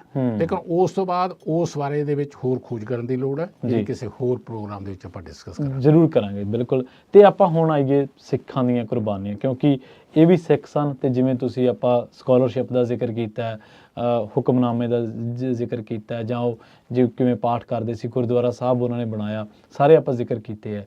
ਹੁਣ ਤਾਂ ਜੋ ਇਸ ਵੇਲੇ ਵਾਪਰ ਰਿਹਾ, ਹੁਣ ਕੀ ਇਹ ਗੱਲ ਕਹਿ ਸਕਦੇ ਹਾਂ ਕਿ ਸਿੱਖਾਂ ਦੀਆਂ ਕੁਰਬਾਨੀਆਂ ਨੂੰ ਇਤਿਹਾਸ ਦੇ ਵਿੱਚੋਂ ਨਿਰਧਾਰਿਤ ਕੀਤਾ ਜਾ ਰਿਹਾ, ਖਾਸ ਕਰਕੇ ਜੇ ਕੀਤਾ ਜਾ ਰਿਹਾ ਤੇ ਕਿਹੜੇ ਹਵਾਲਿਆਂ ਦੇ ਨਾਲ ਆਪਾਂ ਕਹਿ ਸਕਦੇ ਹਾਂ? ਦੇਖੋ, ਮੈਂ ਬੜੇ ਦੁਖੀ ਹਿਰਦੇ ਨਾਲ ਇਹ ਗੱਲ ਕਹਿਣੀ ਚਾਹੁੰਦਾ ਜੀ ਕਿ ਆਪਾਂ ਸਾਰਿਆਂ ਨੂੰ ਪਤਾ ਹੈ ਕਿ ਭਾਰਤ ਦੇ ਵਿੱਚ ਜੀ ਜੋ ਰਾਜਨੀਤੀ ਅੱਜ ਹਾਂਜੀ ਨਵਾਂ ਚਿਹਰਾ ਲੈ ਰਹੀ ਹੈ, ਜੀ, ਉਹ ਜਿਹੜੀ ਧਰਮ ਨਿਰਪੱਖਤਾ ਵਾਲੀ ਗੱਲ ਹੈ, ਹਾਂਜੀ, ਸੈਕੂਲਰ ਵਰਲਡ ਸਾਡੇ ਪ੍ਰੀਐਂਬਲ ਦੇ ਵਿੱਚ, ਸੰਵਿਧਾਨ ਦੇ ਵਿੱਚ ਦਰਜ ਕੀਤਾ ਹੋਇਆ, ਡੈਮੋਕ੍ਰੈਟਿਕ ਵਰਲਡ ਉੱਥੇ ਦਰਜ ਕੀਤਾ ਹੋਇਆ, ਸੋਸ਼ਲਿਸਟ ਵਰਲਡ ਉੱਥੇ ਕੀਤਾ ਹੋਇਆ। ਲੇਕਿਨ ਮੈਂ ਜ਼ਿਆਦਾ ਪੋਲਿਟਿਕਸ ਵਾਲੇ ਪਾਸੇ ਨਾ ਜਾਵਾਂ, ਆਪਣੇ ਆਪ ਨੂੰ ਅਕੈਡਮਿਕ ਤੱਕ ਹੀ ਜੇ ਸੀਮਤ ਰੱਖਾਂ। ਹਾਂਜੀ। ਔਰ ਖ਼ਾਸ ਤੌਰ ਤੇ ਉਦੋਂ ਜਦੋਂ ਮੈਂ 35-36 ਸਾਲ ਕਾਨੂੰਨ ਦੀ ਪੜ੍ਹਾਈ ਕਰਵਾਈ ਹੈ, professor as professor of law, ਪਹਿਲਾਂ ਪੰਜਾਬੀ ਯੂਨੀਵਰਸਿਟੀ ਪਟਿਆਲਾ, ਫਿਰ ਗੁਰੂ ਨਾਨਕ ਦੇਵ ਯੂਨੀਵਰਸਿਟੀ ਅੰਮ੍ਰਿਤਸਰ ਦੇ ਵਿੱਚ ਜੀ, ਤਾਂ ਇਸ ਗੱਲ ਦਾ ਬਹੁਤ ਦੁੱਖ ਲੱਗਦਾ ਹੈ ਇੱਕ ਕਾਨੂੰਨੀ ਵਿਦਿਆਰਥੀ ਅਧਿਆਪਕ ਹੋਣ ਦੇ ਨਾਤੇ ਕਿ ਇਹ ਕੀ ਹੋ ਰਿਹਾ ਹੈ। ਜਿਹੜੀ ਗਦਰ ਮੂਵਮੈਂਟ ਚੱਲਦੀ ਹੈ, ਜਿੱਦਾਂ ਆਪਾਂ ਪਹਿਲਾਂ ਦੇਖ ਹੀ ਚੁੱਕੇ ਹਾਂ ਕਿ 3 ਮੇਨ ਪਿਲਰ ਸੀ ਉਸ ਤੇ, ਬਾਬਾ ਵਿਸਾਖਾ ਸਿੰਘ, ਬਾਬਾ ਜਵਾਲਾ ਸਿੰਘ ਤੇ ਸੋਹਣ ਸਿੰਘ ਭਕਨਾ। ਤੇ ਉਸ ਤੋਂ ਬਾਅਦ ਜੇ ਅਸੀਂ ਆਉਂਦੇ ਹਾਂ ਤਾਂ ਕਰਤਾਰ ਸਿੰਘ ਸਰਾਭਾ ਤੇ ਆਉਂਦੇ ਹਾਂ। ਇਹਨਾਂ ਦੇ ਨਾਲ ਕੋਈ ਸ਼ੱਕ ਨਹੀਂ ਕਿ ਲਾਲਾ ਹਰਦਿਆਲ ਜੀ ਉਸ ਟਾਈਮ ਸੀਗੇ ਜਾਂ ਪਰਮਾਨੰਦ ਸੀਗੇ, ਲੇਕਿਨ ਲੰਬੇ ਸਮੇਂ ਦੇ ਵਿੱਚ ਜਾ ਕੇ ਕਿਆ ਉਹ ਆਜ਼ਾਦੀ ਪਰਵਾਨੇ ਹੀ ਰਹੇ? ਉਹੀ ਜਨੂਨ ਰਿਹਾ ਉਹਨਾਂ ਦਾ? ਬਿਲਕੁਲ। ਦੇਖੋ, ਜੇ ਭਕਨਾ ਜੀ ਦੀ ਗੱਲ ਕਰਦੇ ਹਾਂ, ਜਾਂ ਵਿਸਾਖਾ ਸਿੰਘ ਦੀ ਗੱਲ ਕਰਦੇ ਹਾਂ, ਜਾਂ ਕਰਤਾਰ ਸਿੰਘ ਸਰਾਭਾ ਦੀ ਗੱਲ ਕਰਦੇ ਹਾਂ, ਜਾਂ ਜਵਾਲਾ ਸਿੰਘ ਦੀ ਕਰਦੇ ਹਾਂ, ਤਾਂ 1% ਵੀ ਕਿੰਤੂ ਪਰੰਤੂ ਨਹੀਂ ਇਹਨਾਂ ਤੇ ਕੀਤਾ ਜਾ ਸਕਦਾ। ਹਾਂਜੀ, ਬਿਲਕੁਲ। ਪਰ ਜੋ ਕੁਝ ਹੁਣ ਚੱਲ ਰਿਹਾ ਹੈ, ਖਾਸ ਤੌਰ ਤੇ ਗਵਰਨਮੈਂਟ ਲੈਵਲ ਤੇ ਚੱਲ ਰਿਹਾ ਹੈ, ਤਾਂ 2 ਚੀਜ਼ਾਂ ਮੈਂ ਪੁਆਇੰਟ ਆਊਟ ਕਰਨਾ ਚਾਹੂੰਗਾ ਜਿਹਦਾ ਮੈਨੂੰ ਖਾਸ ਤੌਰ ਤੇ ਬਹੁਤ ਦੁੱਖ ਹੋਇਆ ਜੀ, ਔਰ ਜਿਹੜਾ ਮੇਰੇ ਕੋਲ ਇਹ ਪ੍ਰੂਫ ਵੀ ਹੈਗਾ ਜੀ। ਇੱਕ ਵੈਬਸਾਈਟ ਹੈ government the, ministry of culture ਦੀ, ਠੀਕ ਹੈ ਜੀ, ਔਰ ਉਹ ਜਿਹੜਾ ਅੰਮ੍ਰਿਤ ਮਹਾ ਉਤਸਵ ਮਨਾਇਆ ਜਾਂਦਾ, ਉਹਦੇ ਵਿੱਚ ਗਦਰ ਪਾਰਟੀ ਦਾ 2 ਪੇਜ ਉੱਥੇ ਲਿਖੇ ਹੋਏ ਨੇ ਜੀ, ਔਰ ਉਹ 2 ਪੇਜ ਦੇ ਵਿੱਚ ਜਿਹੜੇ ਨਾਂ ਲਿਖੇ ਗਏ ਨੇ ਗਦਰੀ ਬਾਬਿਆਂ ਦੇ, ਨਾ ਸੋਹਣ ਸਿੰਘ ਭਕਨਾ ਜੀ ਦਾ ਨਾਮ ਹੈ, ਨਾ ਜਵਾਲਾ ਸਿੰਘ ਜੀ ਦਾ ਨਾਮ ਹੈ, ਨਾ ਵਿਸਾਖਾ ਸਿੰਘ ਦਾ ਨਾਮ, ਜਿਹੜੇ ਕਿ ਫਾਊਂਡਰ ਨੇ, ਜਿਹੜੇ ਕਿ ਗਦਰ ਪਾਰਟੀ ਦੇ ਐਸੋਸੀਏਸ਼ਨ ਦੇ ਪ੍ਰੈਜ਼ੀਡੈਂਟ ਚੁਣੇ ਜਾਂਦੇ ਨੇ 1913 ਦੇ ਵਿੱਚ। ਕਿਆ ਆਪਾਂ ਇਹਨਾਂ ਨੂੰ ਮਨਫੀ ਕਰਕੇ, ਇਹਨਾਂ ਦੇ ਨਾਂ ਪਰੇ ਕਰਕੇ ਗਦਰ ਪਾਰਟੀ ਦਾ ਜ਼ਿਕਰ ਕਰ ਸਕਦੇ ਹਾਂ, ਚਿਤਵ ਸਕਦੇ ਹਾਂ, ਸੋਚ ਵੀ ਸਕਦੇ ਹਾਂ? ਬਿਲਕੁਲ ਸਹੀ ਹੈ। ਇਹ ਕਿਉਂ ਹੈ? ਜੀ। ਫਿਰ ਦੂਸਰੀ ਗੱਲ ਜਿਹੜੀ ਮੈਂ ਹੁਣ ਦੇਖ ਰਿਹਾ ਹਾਂ ਉਰੇ, ਕਿ ਸਨ ਫ੍ਰਾਂਸਿਸਕੋ ਦੇ ਵਿੱਚ ਸਾਡਾ ਕੌਂਸੂਲੇਟ ਜਨਰਲ ਆਫ ਇੰਡੀਆ ਹੈ, ਆਫਿਸ ਹੈ ਉੱਥੇ, ਔਰ ਹੈ ਵੀ ਉਹ ਜੁਗੰਤਰ ਆਸ਼ਰਮ ਵਾਲੀ ਜਗ੍ਹਾ ਦੇ ਵਿੱਚ ਹੈ। ਜੀ ਜੀ। ਪਹਿਲੀ ਗੱਲ ਤਾਂ ਇਹ ਹੈ ਕਿ ਕਿਆ ਜੁਗੰਤਰ ਆਸ਼ਰਮ ਜਿਹੜਾ ਇੰਨਾ ਹਿਸਟੋਰੀਕਲ ਸੀ, ਜਿਹੜਾ ਬਾਅਦ ਦੇ ਵਿੱਚ 5 ਵੁੱਡਸ ਰੋਡ ਤੇ ਆਇਆ ਸੀ, ਜਿੱਥੇ ਹੁਣ ਹੈ, ਕਿਆ ਉਸ ਨੂੰ ਉਸ ਲੈਵਲ ਤੇ ਲਿਆਂਦਾ ਜਾਂ ਉਹਦੀ ਕਹਿ ਲਓ ਵੀ ਮੇਨਟੇਨੈਂਸ ਹੋਈ ਹੈ? ਹਾਂਜੀ। ਕਹਿਣ ਨੂੰ ਤਾਂ ਇਹ ਹੋ ਗਿਆ ਜੀ ਕਿ ਜੀ ਪਹਿਲਾਂ $83,000 ਦਿੱਤਾ। ਹਾਂਜੀ। $83,000 ਕੀ ਹੁੰਦਾ ਇੱਕ ਐਡੇ ਵੱਡੇ ਮੈਮੋਰੀਅਲ ਦੇ ਲਈ? ਜਦੋਂ ਮੈਮੋਰੀਅਲ ਹਾਲ ਬਣਾਉਣਾ ਜੀ, ਉੱਥੇ ਕਦੇ ਕਹਿੰਦੇ ਨੇ 5 ਮਿਲੀਅਨ ਦਿੱਤਾ, ਕਦੇ ਕਹਿੰਦੇ ਨੇ 8 ਮਿਲੀਅਨ ਦਿੱਤਾ। ਪਰ ਪਰਸੋਂ ਮੈਨੂੰ ਜੋ ਗਦਰ ਫਾਊਂਡੇਸ਼ਨ ਦੇ ਚੇਅਰਮੈਨ ਨੇ ਮਿਸਟਰ ਗਿੱਲ, ਉਹ ਮਿਲੇ ਸੀ ਮੈਨੂੰ, ਤੇ ਉਹਨਾਂ ਨੂੰ ਮੈਂ ਪੁੱਛਿਆ ਸੀ, ਉਹ ਕਹਿੰਦੇ ਜੀ ਇਕੱਲੇ ਮੀਟਿੰਗ ਹੋ ਕੇ ਹਟ ਗਿਆ, ਅਸੀਂ ਜ਼ੋਰ ਲਾ ਰਹੇ ਹਾਂ ਕਿ ਜੋ ਤੁਸੀਂ ਪੈਸਾ ਅਨਾਉਂਸ ਕਰਦੇ ਹੋ ਘੱਟੋ ਘੱਟ ਦੋ ਤਾਂ ਸਹੀ, ਜੇ ਤੁਸੀਂ ਨਹੀਂ ਕਰਨਾ ਤਾਂ ਸਾਨੂੰ ਅਲਾਓ ਕਰੋ, ਅਸੀਂ ਕਰ ਦਿੰਦੇ ਹਾਂ ਜੀ। ਕਿਉਂਕਿ ਜਿਹੜਾ ਇਹ ਆਸ਼ਰਮ ਸੀ ਉਸ ਟਾਈਮ ਤੇ ਜਦੋਂ ਆਜ਼ਾਦੀ ਮਿਲਦੀ ਹੈ, ਗਵਰਨਮੈਂਟ ਨੇ ਟੇਕ ਓਵਰ ਕਰ ਲਿਆ ਸੀ। ਹੁਣ ਜ਼ਿਆਦਾ ਗਵਰਨਮੈਂਟ ਦੀ ਜ਼ਿੰਮੇਵਾਰੀ ਬਣਦੀ ਹੈ ਕਿ ਉਸ ਨੂੰ ਕਰੇ, ਜਾਂ ਜੋ ਕਰਨਾ ਚਾਹੁੰਦੇ ਨੇ ਉਹਨਾਂ ਨੂੰ ਦਿੱਤਾ ਜਾਵੇ। ਸਾਡੇ ਤਾਂ ਕਾਰ ਸੇਵਾ ਦਾ ਕਨਸੈਪਟ ਹੀ ਬਹੁਤ ਤਕੜਾ ਹੈਗਾ, ਕਰਨ ਨੂੰ ਤਿਆਰ ਬੈਠੇ ਨੇ ਉਹਦੇ ਜਿੰਨੇ ਦੇਸ਼ ਭਗਤ ਹੈਗੇ ਨੇ ਜਾਂ ਦੇਸ਼ ਭਗਤੀ ਦਾ ਜਜ਼ਬਾ ਰੱਖਦੇ ਨੇ। ਔਰ ਦੂਸਰਾ ਜਿਹੜਾ ਮੈਂ ਤੁਹਾਨੂੰ ਦੱਸ ਰਿਹਾ ਸੀ ਕਿ ਜਿਹੜੀ ਵੈਬਸਾਈਟ ਹੈ, ਅੱਜ ਖੋਲ ਕੇ ਦੇਖ ਲਓ, ਮੈਂ ਅੱਜ ਸਵੇਰੇ ਖੋਲੀ ਹੈ ਦੌਰਾ ਆਉਣ ਤੋਂ ਪਹਿਲਾਂ, ਉਹ 2 ਪੇਜ ਦੀ ਵੈਬਸਾਈਟ ਉਹਨਾਂ ਨੇ ਗਦਰੀ ਮੂਵਮੈਂਟ ਤੇ ਰੱਖੀ ਹੋਈ ਹੈ। ਔਰ ਉਸ ਦੇ ਵਿੱਚ ਕਿਸੇ ਸਾਡੇ ਗਦਰੀ ਬਾਬੇ ਦਾ ਨਾਂ ਨਹੀਂ ਲਿਖਿਆ ਹੋਇਆ। ਓ ਜੀ ਜੀ। ਸੋ ਬੜਾ ਦੁੱਖ ਲੱਗਦਾ ਇਸ ਗੱਲ ਤੇ ਕਿ ਅਸੀਂ ਗਦਰ ਦੇ ਨਾਂ ਦੇ ਉੱਤੇ ਹੂੰ ਉਸ ਦੇ ਆਜ਼ਾਦੀ ਲੈ ਲਈ ਹੈ, ਹਾਂਜੀ, ਆ ਕੁਰਬਾਨੀਆਂ ਦਿੱਤੀਆਂ ਨੇ, ਬਿਲਕੁਲ ਕੋਈ ਇਹ ਚੱਲੇ ਨੇ 42 ਕਹਿੰਦਾ ਜਾਂ ਕੋਈ 48 ਕਹਿੰਦਾ, ਲੇਕਿਨ ਇਹ ਤਾਂ ਪੱਕਾ ਹੈ ਕਿ ਫਾਂਸੀ ਦੇ ਫੰਦੇ ਚੁੰਮੇ ਉਹਨਾਂ ਨੇ। ਜੀ ਜੀ ਬਿਲਕੁਲ। ਉਹਨਾਂ ਨੇ ਉਮਰ ਕੈਦਾਂ ਕੱਟੀਆਂ, ਉਹ ਵੀ ਅੰਡੇਮਾਨ ਨਿਕੋਬਾਰ ਕਾਲੇ ਪਾਣੀ ਦੇ ਵਿੱਚ ਜਾ ਕੇ, ਜਿੱਥੇ ਕਿ ਇੱਕ ਨਰਕ ਦੇ ਤੌਰ ਤੇ ਕਿਹਾ ਜਾ ਸਕਦਾ। ਜ਼ਿੰਦਗੀ ਉਹਨਾਂ ਨੇ ਲਾਤੀ ਹੈ। ਜੀ ਜੀ। ਤੇ ਕਿਆ ਅਸੀਂ ਘੱਟੋ ਘੱਟ ਜੇ ਕਿ ਕਿਆ ਅਸੀਂ ਭੁੱਲ ਜਾਵਾਂਗੇ ਕਿ ਭਾਰਤ ਦਾ ਪ੍ਰਾਈਮ ਮਿਨਿਸਟਰ ਪਹਿਲਾਂ ਕਿਹੜਾ, ਕਿਆ ਅਸੀਂ ਭੁੱਲ ਜਾਵਾਂਗੇ ਕਿ ਅਮਰੀਕਾ ਦਾ ਪ੍ਰੈਜ਼ੀਡੈਂਟ ਕੌਣ ਸੀ, ਜਾਰਜ ਵਾਸ਼ਿੰਗਟਨ ਪਹਿਲਾਂ, ਅਸੀਂ ਨਹੀਂ ਉਹਨਾਂ ਦਾ ਨਾਮ ਲੈਂਦੇ, ਉਹਨਾਂ ਦੇ ਨਾਂ ਤੇ ਨਹੀਂ ਅਸੀਂ ਮਨਾਉਂਦੇ ਅਮਰੀਕਾ ਦੇ ਵਿੱਚ। ਕਿਹੜਾ ਦੇਸ਼ ਹੈ ਜਿਹੜਾ ਆਪਣੇ ਪੁਰਖਿਆਂ ਨੂੰ ਯਾਦ ਨਹੀਂ ਰੱਖਦਾ, ਉਹਨਾਂ ਤੇ ਮਾਣ ਨਹੀਂ ਕਰਦਾ? ਉਹ ਦੇਸ਼ ਕੀ ਹੈ ਜਿਹੜਾ ਕਿ ਆਪਣੇ ਪੁਰਖਿਆਂ ਨੂੰ, ਜਿਨ੍ਹਾਂ ਦੀਆਂ ਕੁਰਬਾਨੀਆਂ ਨੇ, ਉਹਨਾਂ ਨੂੰ ਯਾਦ ਨਹੀਂ ਕਰਦਾ। ਦੇਖੋ, ਦੋ ਤਰ੍ਹਾਂ ਦੀਆਂ ਲਹਿਰਾਂ ਚੱਲੀਆਂ, ਮੈਂ ਮੰਨਦਾ ਇਸ ਗੱਲ ਨੂੰ। ਇੱਕ ਸ਼ਾਂਤਮਈ ਸੱਤਿਆਗ੍ਰਹੀ ਸੀਗੀ, ਦੂਸਰੀ ਜਿਹੜੀ ਲਹਿਰ ਚੱਲੀ ਇਨਕਲਾਬੀ ਲਹਿਰ ਚੱਲੀ। ਪਰ ਇਨਕਲਾਬੀਆਂ ਦਾ ਵੀ ਉਨਾ ਹੀ ਯੋਗਦਾਨ ਹੈ ਜਿੰਨਾ ਦੂਜਿਆਂ ਦਾ ਸੀ। ਹਾਂਜੀ ਬਿਲਕੁਲ। ਇਹ ਦੋ ਪਹੀਏ ਸੀ। ਸਗੋਂ ਇਨਕਲਾਬੀਆਂ ਤੇ ਤਾਂ ਜ਼ੁਲਮ ਜ਼ਿਆਦਾ ਹੋਇਆ। ਜੋ ਉਹਨਾਂ ਦੇ ਜ਼ੁਲਮ ਦਾ ਸਵਾਲ ਸੀ, ਉਹ ਇਨਕਲਾਬੀਆਂ ਨੇ ਸਿਆ। ਦੂਜਿਆਂ ਨੇ ਤਾਂ ਜੇਲਾਂ ਕੱਟੀਆਂ ਹੋਣ ਕੀ। ਹਾਂਜੀ ਹਾਂਜੀ, ਪਰ ਕੋਈ ਸ਼ੱਕ ਨਹੀਂ, ਜੇਲਾਂ ਕੱਟੀਆਂ ਆਜ਼ਾਦੀ ਲਈ ਕੱਟੀਆਂ, ਉਹਨਾਂ ਦਾ ਉਨਾ ਹੀ ਸਤਿਕਾਰ ਹੈ। ਪਰ ਜਿਹੜਾ ਇਹ ਜਿਨ੍ਹਾਂ ਨੇ ਆਪਣੀਆਂ ਜਾਨਾਂ ਦੇਤੀਆਂ, ਸ਼ਹੀਦੀਆਂ ਪ੍ਰਾਪਤ ਕੀਤੀਆਂ, ਔਰ ਕਿਆ ਉਹਨਾਂ ਨੂੰ ਅੱਜ ਮਨਫੀ ਕਰ ਦੇਣਾ, ਉਹਨਾਂ ਨੂੰ ਕੱਢ ਦੇਣਾ, ਉਹਨਾਂ ਦਾ ਨਾਂ ਤੱਕ ਨਾ ਲੈਣਾ ਵੈਬਸਾਈਟਸ ਦੇ ਉੱਤੇ, ਗੌਰਮੈਂਟ ਦੇ ਉੱਤੇ, ਜਿੱਥੇ ਗਦਰੀ ਲਿਖਿਆ ਹੋਇਆ, ਗਦਰ ਮੂਵਮੈਂਟ, ਜਿੱਥੇ ਅਸੀਂ ਗਦਰ ਆਫਿਸ ਦੀ ਗੱਲ ਕਰਦੇ ਹਾਂ, ਗਦਰ ਮੈਮੋਰੀਅਲ ਦੀ ਗੱਲ ਕਰਦੇ ਹਾਂ, ਇਹ ਦੁਖਦਾਈ ਹੈ। ਔਰ ਮੈਂ ਬੇਨਤੀ ਕਰੂੰਗਾ ਜੋ ਵੀ ਇਹਦੇ ਕੰਸਰਨ ਨੇ, ਚਾਹੇ ਉਹ ਅਮਰੀਕਾ ਦੇ ਵਿੱਚ ਕੌਂਸੂਲੇਟ ਜਨਰਲ ਆਫ ਇੰਡੀਆ ਹੈਗਾ, ਜਾਂ ਸਾਡੇ ਈਵਨ ਹੁਣ ਜਿਹੜੇ ਉਰੇ ਅੰਬੈਸਡਰ ਨੇ ਇੰਡੀਆ ਦੇ, ਔਰ ਕਿਉਂਕਿ ਉਹਨਾਂ ਦੇ ਜਿਹੜੇ ਫਾਦਰ ਸੀ ਉਹ ਮੇਰੇ ਪ੍ਰੀਡਿਸੈਸਰ ਸੀ। ਜਦੋਂ ਮੈਂ ਪ੍ਰਿੰਸੀਪਲ ਖਾਲਸਾ ਕਾਲਜ ਸੀ ਤਾਂ ਮੇਰੇ ਸਾਹਮਣੇ ਉਹਨਾਂ ਦੇ ਪਿਤਾ ਜੀ ਦੀ ਫੋਟੋ ਲੱਗੀ ਹੁੰਦੀ ਸੀਗੀ, ਕਿਉਂਕਿ ਪ੍ਰਿੰਸੀਪਲ ਦੀਆਂ ਫੋਟੋਆਂ ਲੱਗੀਆਂ ਹੋਈਆਂ ਨੇ, ਸਮੁੰਦਰੀ ਸਾਹਿਬ ਦੀ, ਤੇ ਜਿਨ੍ਹਾਂ ਦੇ ਬੇਟੇ ਨੇ। ਮੈਂ ਇੱਕ ਬੇਨਤੀ ਕਰਨੀ ਚਾਹੁੰਦਾ ਵੀ ਚਾਹੇ ਉਹ ਇੰਡੀਆ 'ਚ ਬੈਠੇ ਕੰਸਰਨਡ ਨੇ, ਮਿਨਿਸਟਰੀ ਆਫ ਐਕਸਟਰਨਲ ਅਫੇਅਰਸ ਨੇ, ਬਾਕੀ ਜਾਂ ਕਲਚਰ ਵਾਲੇ ਨੇ, ਕਿ ਘੱਟੋ ਘੱਟ ਜਿਨ੍ਹਾਂ ਬੰਦਿਆਂ ਨੇ ਗਦਰ ਪਾਰਟੀ ਬਣਾਈ ਹੈ, ਉਹਨਾਂ ਦੇ ਨਾਂ ਤੁਸੀਂ ਆਪਣੇ ਪ੍ਰੋਮੀਨੈਂਟਲੀ ਡਿਸਪਲੇ ਕਰੋ। ਜੀ ਜੀ। ਇਤਰਾਜ਼ ਕੀ ਹੈ ਤੁਹਾਨੂੰ? ਇਤਰਾਜ਼ ਕੀ ਹੈ? ਤੁਸੀਂ ਇਹਨਾਂ ਕਿਉਂ ਤੁਸੀਂ ਗਦਰੀ ਬਾਬਿਆਂ ਤੋਂ ਹੁਣ ਡਰਦੇ ਹੋ? ਤੁਸੀਂ ਇਹ ਦੇਖੋ ਕਿ ਜਿਹੜੀ ਸਾਡੀ ਵੈਬਸਾਈਟ ਉਰੇ ਦੀ ਹੈ, ਉਹਦੇ ਵਿੱਚ 8000 ਕਿਹਾ ਜਾਂਦਾ ਕਿ 2014 ਦੇ ਵਿੱਚ 8000 ਗਦਰੀ ਬਾਬੇ ਵਾਪਸ ਗਏ। ਠੀਕ ਹੈ ਜੀ। ਪਰ ਜਦੋਂ ਅਸੀਂ ਲੇਟੈਸਟ ਦੇਖਦੇ ਹਾਂ, ਜਿਹੜੀ ਆਪਣੀ ਮਹਾਉਤਸਵ ਵਾਲੀ ਗੱਲ ਹੈ, ਅੰਮ੍ਰਿਤ ਮਹਾਉਤਸਵ ਵਾਲੀ ਵੈਬਸਾਈਟ ਦੇਖਦੇ ਹਾਂ ਮਿਨਿਸਟਰੀ ਆਫ ਕਲਚਰ ਦੀ, ਉੱਥੇ 3165 ਲਿਖੇ ਹੋਏ ਨੇ, ਤੁਸੀਂ ਵੀ ਪੜ੍ਹੇ ਨੇ। ਜੀ ਜੀ ਬਿਲਕੁਲ। ਸੋ ਇਹ ਕਿਉਂ ਹੈ? ਅਸੀਂ ਰਾਦਰ ਉਹਨਾਂ ਨੂੰ ਪੂਜੀਏ, ਉਹਨਾਂ ਨੂੰ ਮੰਨੀਏ, ਉਹਨਾਂ ਨੂੰ ਬੱਚਿਆਂ ਤੱਕ ਲੈ ਕੇ ਜਾਈਏ। ਇੱਕ ਦੇਸ਼ ਹਮੇਸ਼ਾ ਸਟਰੋਂਗ ਉਦੋਂ ਹੀ ਹੁੰਦਾ, ਮਜ਼ਬੂਤ ਉਦੋਂ ਹੀ ਹੁੰਦਾ, ਜਦੋਂ ਉਹਦੇ ਆਉਣੇ ਵਾਲੀ ਪੀੜ੍ਹੀ ਨੂੰ ਉਹਨਾਂ ਦੇ ਪੁਰਖਿਆਂ ਦੀਆਂ ਦਿੱਤੀਆਂ ਕੁਰਬਾਨੀਆਂ ਯਾਦ ਕਰਵਾਈਆਂ ਜਾਣ। ਜੇ ਉਹਨਾਂ ਦੀਆਂ ਕੁਰਬਾਨੀਆਂ ਭੁਲਾਵਾਂਗੇ ਤਾਂ ਅਸੀਂ ਗਿੱਦੜ ਬਣਾਵਾਂਗੇ, ਜੇ ਕੁਰਬਾਨੀਆਂ ਯਾਦ ਕਰਾਵਾਂਗੇ ਤਾਂ ਅਸੀਂ ਸ਼ੇਰ ਬਣਾਵਾਂਗੇ। ਤਾਂ ਇਹ ਬਹੁਤ ਜ਼ਰੂਰੀ ਹੈ ਕਿ ਇਹ ਤਬਦੀਲੀ ਲਿਆਂਦੀ ਜਾਵੇ। ਔਰ ਜਿਹੜੇ ਇਹ ਖਾਸ ਤੌਰ ਤੇ ਸਾਡੀਆਂ ਇਹ ਸਿੱਖ ਪਰੰਪਰਾਵਾਂ ਨੇ, ਔਰ ਸਿੱਖ ਪਰੰਪਰਾਵਾਂ ਦੇ ਵਿੱਚੋਂ ਨਿਕਲੇ ਗਦਰੀ ਬਾਬੇ ਨੇ ਜਾਂ ਉਹਨਾਂ ਦੀਆਂ ਕੁਰਬਾਨੀਆਂ ਨੇ, ਉਹਨਾਂ ਨੂੰ ਪ੍ਰੋਪਰਲੀ ਹਾਈਲਾਈਟ ਕੀਤਾ ਜਾਵੇ। ਜੀ ਜੀ। ਤੇ ਜਾਂਦੇ ਜਾਂਦੇ ਇੱਕ ਗੱਲ ਬਾਬਾ ਸੋਹਣ ਸਿੰਘ ਭਗਣਾ ਜੀ ਬਾਰੇ ਜ਼ਰੂਰ ਦੱਸਿਓ, ਕਿਉਂਕਿ ਉਹਨਾਂ ਨੇ ਬੜੀ ਬਜ਼ੁਰਗ ਅਵਸਥਾ ਦੇ ਵਿੱਚ ਉਹਨਾਂ ਨੇ ਜਿਹੜੀ ਆਜ਼ਾਦੀ ਲਈ ਘਾਲਣਾ ਕੀਤੀ ਸੀ, ਉਹ ਆਜ਼ਾਦੀ ਵੇਖ ਵੀ ਗਏ ਉਹ, ਪਰ ਜਿਹੜਾ ਉਹਨਾਂ ਦਾ ਤਜਰਬਾ ਰਿਹਾ ਉਹ ਬੜਾ ਮੰਦਭਾਗਾ ਰਿਹਾ। ਉਹਨਾਂ ਨੇ ਇੱਕ ਵਾਰੀ ਕਹਿਣਾ ਪਿਆ ਉਹਨਾਂ ਨੂੰ, ਕਹਿਣਾ ਪਿਆ ਕਿ ਮੇਰੇ ਇੰਨੇ ਜਿਹੜਾ ਕੁੱਬ ਪਿਆ ਮੇਰੇ ਸਰੀਰ ਤੇ, ਇਹ ਫਰੰਗੀਆਂ ਕਰਕੇ ਨਹੀਂ ਬਲਕਿ ਮੇਰੇ ਆਪਣੇ ਕਰਕੇ। ਉਹਦਾ ਰੀਜ਼ਨ ਦੇਖੋ ਜੀ, ਗੱਲ ਇਹੀ ਹੈ ਫਿਰ ਜਿਹੜੀ ਅੱਜ ਆਪਾਂ ਹੁਣੇ ਗੱਲ ਕਰਕੇ ਚੁੱਕੇ ਹਾਂ, ਕਿ ਜਦੋਂ ਅਸੀਂ ਜਿਨ੍ਹਾਂ ਨੇ ਆਜ਼ਾਦੀ ਦੇ ਵਿੱਚ ਆਪਣੀਆਂ ਜਾਨਾਂ ਦਿੱਤੀਆਂ ਜਾਂ ਤਸੀਹੇ ਸਹੇ, ਜੇ ਉਹਨਾਂ ਨੂੰ ਅਸੀਂ ਰੈਕੋਗਨਾਈਜ਼ ਨਹੀਂ ਕਰਦੇ, ਉਹਨਾਂ ਨੂੰ ਬਣਦਾ ਸਤਿਕਾਰ ਮਾਣ ਨਹੀਂ ਦਿੰਦੇ, ਤਾਂ ਦਿਲ ਟੁੱਟਦਾ, ਹਰੇਕ ਦਾ ਦਿਲ ਟੁੱਟਦਾ। 1870 'ਚ ਜਨਮੇ ਭਕਨਾ ਜੀ, 1896 'ਚ ਜਨਮ ਲੈਂਦੇ ਨੇ ਕਰਤਾਰ ਸਿੰਘ ਸਰਾਭਾ, ਔਰ 1968 'ਚ ਪੂਰੇ ਹੁੰਦੇ ਨੇ। 98 ਸਾਲ ਦੇ ਕਰੀਬ ਉਮਰ ਭੋਗਦੇ ਨੇ ਭਕਨਾ ਜੀ।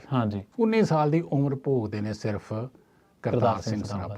ਮੈਂ ਦੋ ਸਿਰਫ ਨਾਂ ਇਸ ਕਰਕੇ ਉਮਰ ਦੇ ਫਰਕ ਦੱਸ ਰਿਹਾ ਕਿ ਇੱਕ ਐਡੀ ਵੱਡੀ ਉਮਰ 'ਚ ਆਉਂਦੇ ਨੇ, ਠੀਕ ਹੈ, ਇੱਕ 19 ਸਾਲ ਤੇ ਜਾਂਦੇ ਨੇ, ਲੇਕਿਨ ਜੇ ਉਹਨਾਂ ਦੇ ਨਾਂ ਅਸੀਂ ਅੱਜ ਨਹੀਂ ਲੈ ਰਹੇ ਹੈਗੇ ਤਾਂ ਅਸੀਂ ਕੀ ਪ੍ਰੂਫ ਕਰਨਾ ਚਾਹੁੰਦੇ ਹਾਂ? ਹਾਂਜੀ, ਇੱਕ ਨਵੀਆਂ ਸ਼ਖਸੀਅਤਾਂ ਨੂੰ ਸਾਹਮਣੇ ਲਿਆ ਕੇ ਅਸੀਂ ਖੜਾ ਕਰਨਾ ਚਾਹੁੰਦੇ ਹਾਂ ਸਿਰਫ ਕਿਸੇ ਫਿਰਕੂਵਾਦ ਕਰਕੇ ਜਾਂ ਕਿਸੇ ਧਰਮ ਨੂੰ ਅੱਗੇ ਲਿਆਉਣ ਕਰਕੇ? ਹਾਂਜੀ, ਅਸੀਂ ਕਿਉਂ ਨਹੀਂ ਮੰਨਦੇ ਕਿ ਹਿੰਦੂ, ਸਿੱਖ, ਮੁਸਲਿਮ, ਈਸਾਈ ਭਾਰਤ ਦਾ ਹਿੱਸਾ ਸੀ, ਭਾਰਤ ਦਾ ਡੈਮੋਕ੍ਰੇਟਿਕ ਕੰਟਰੀ ਦੇ ਵਿੱਚ ਹੈ ਔਰ ਰਹੇਗਾ।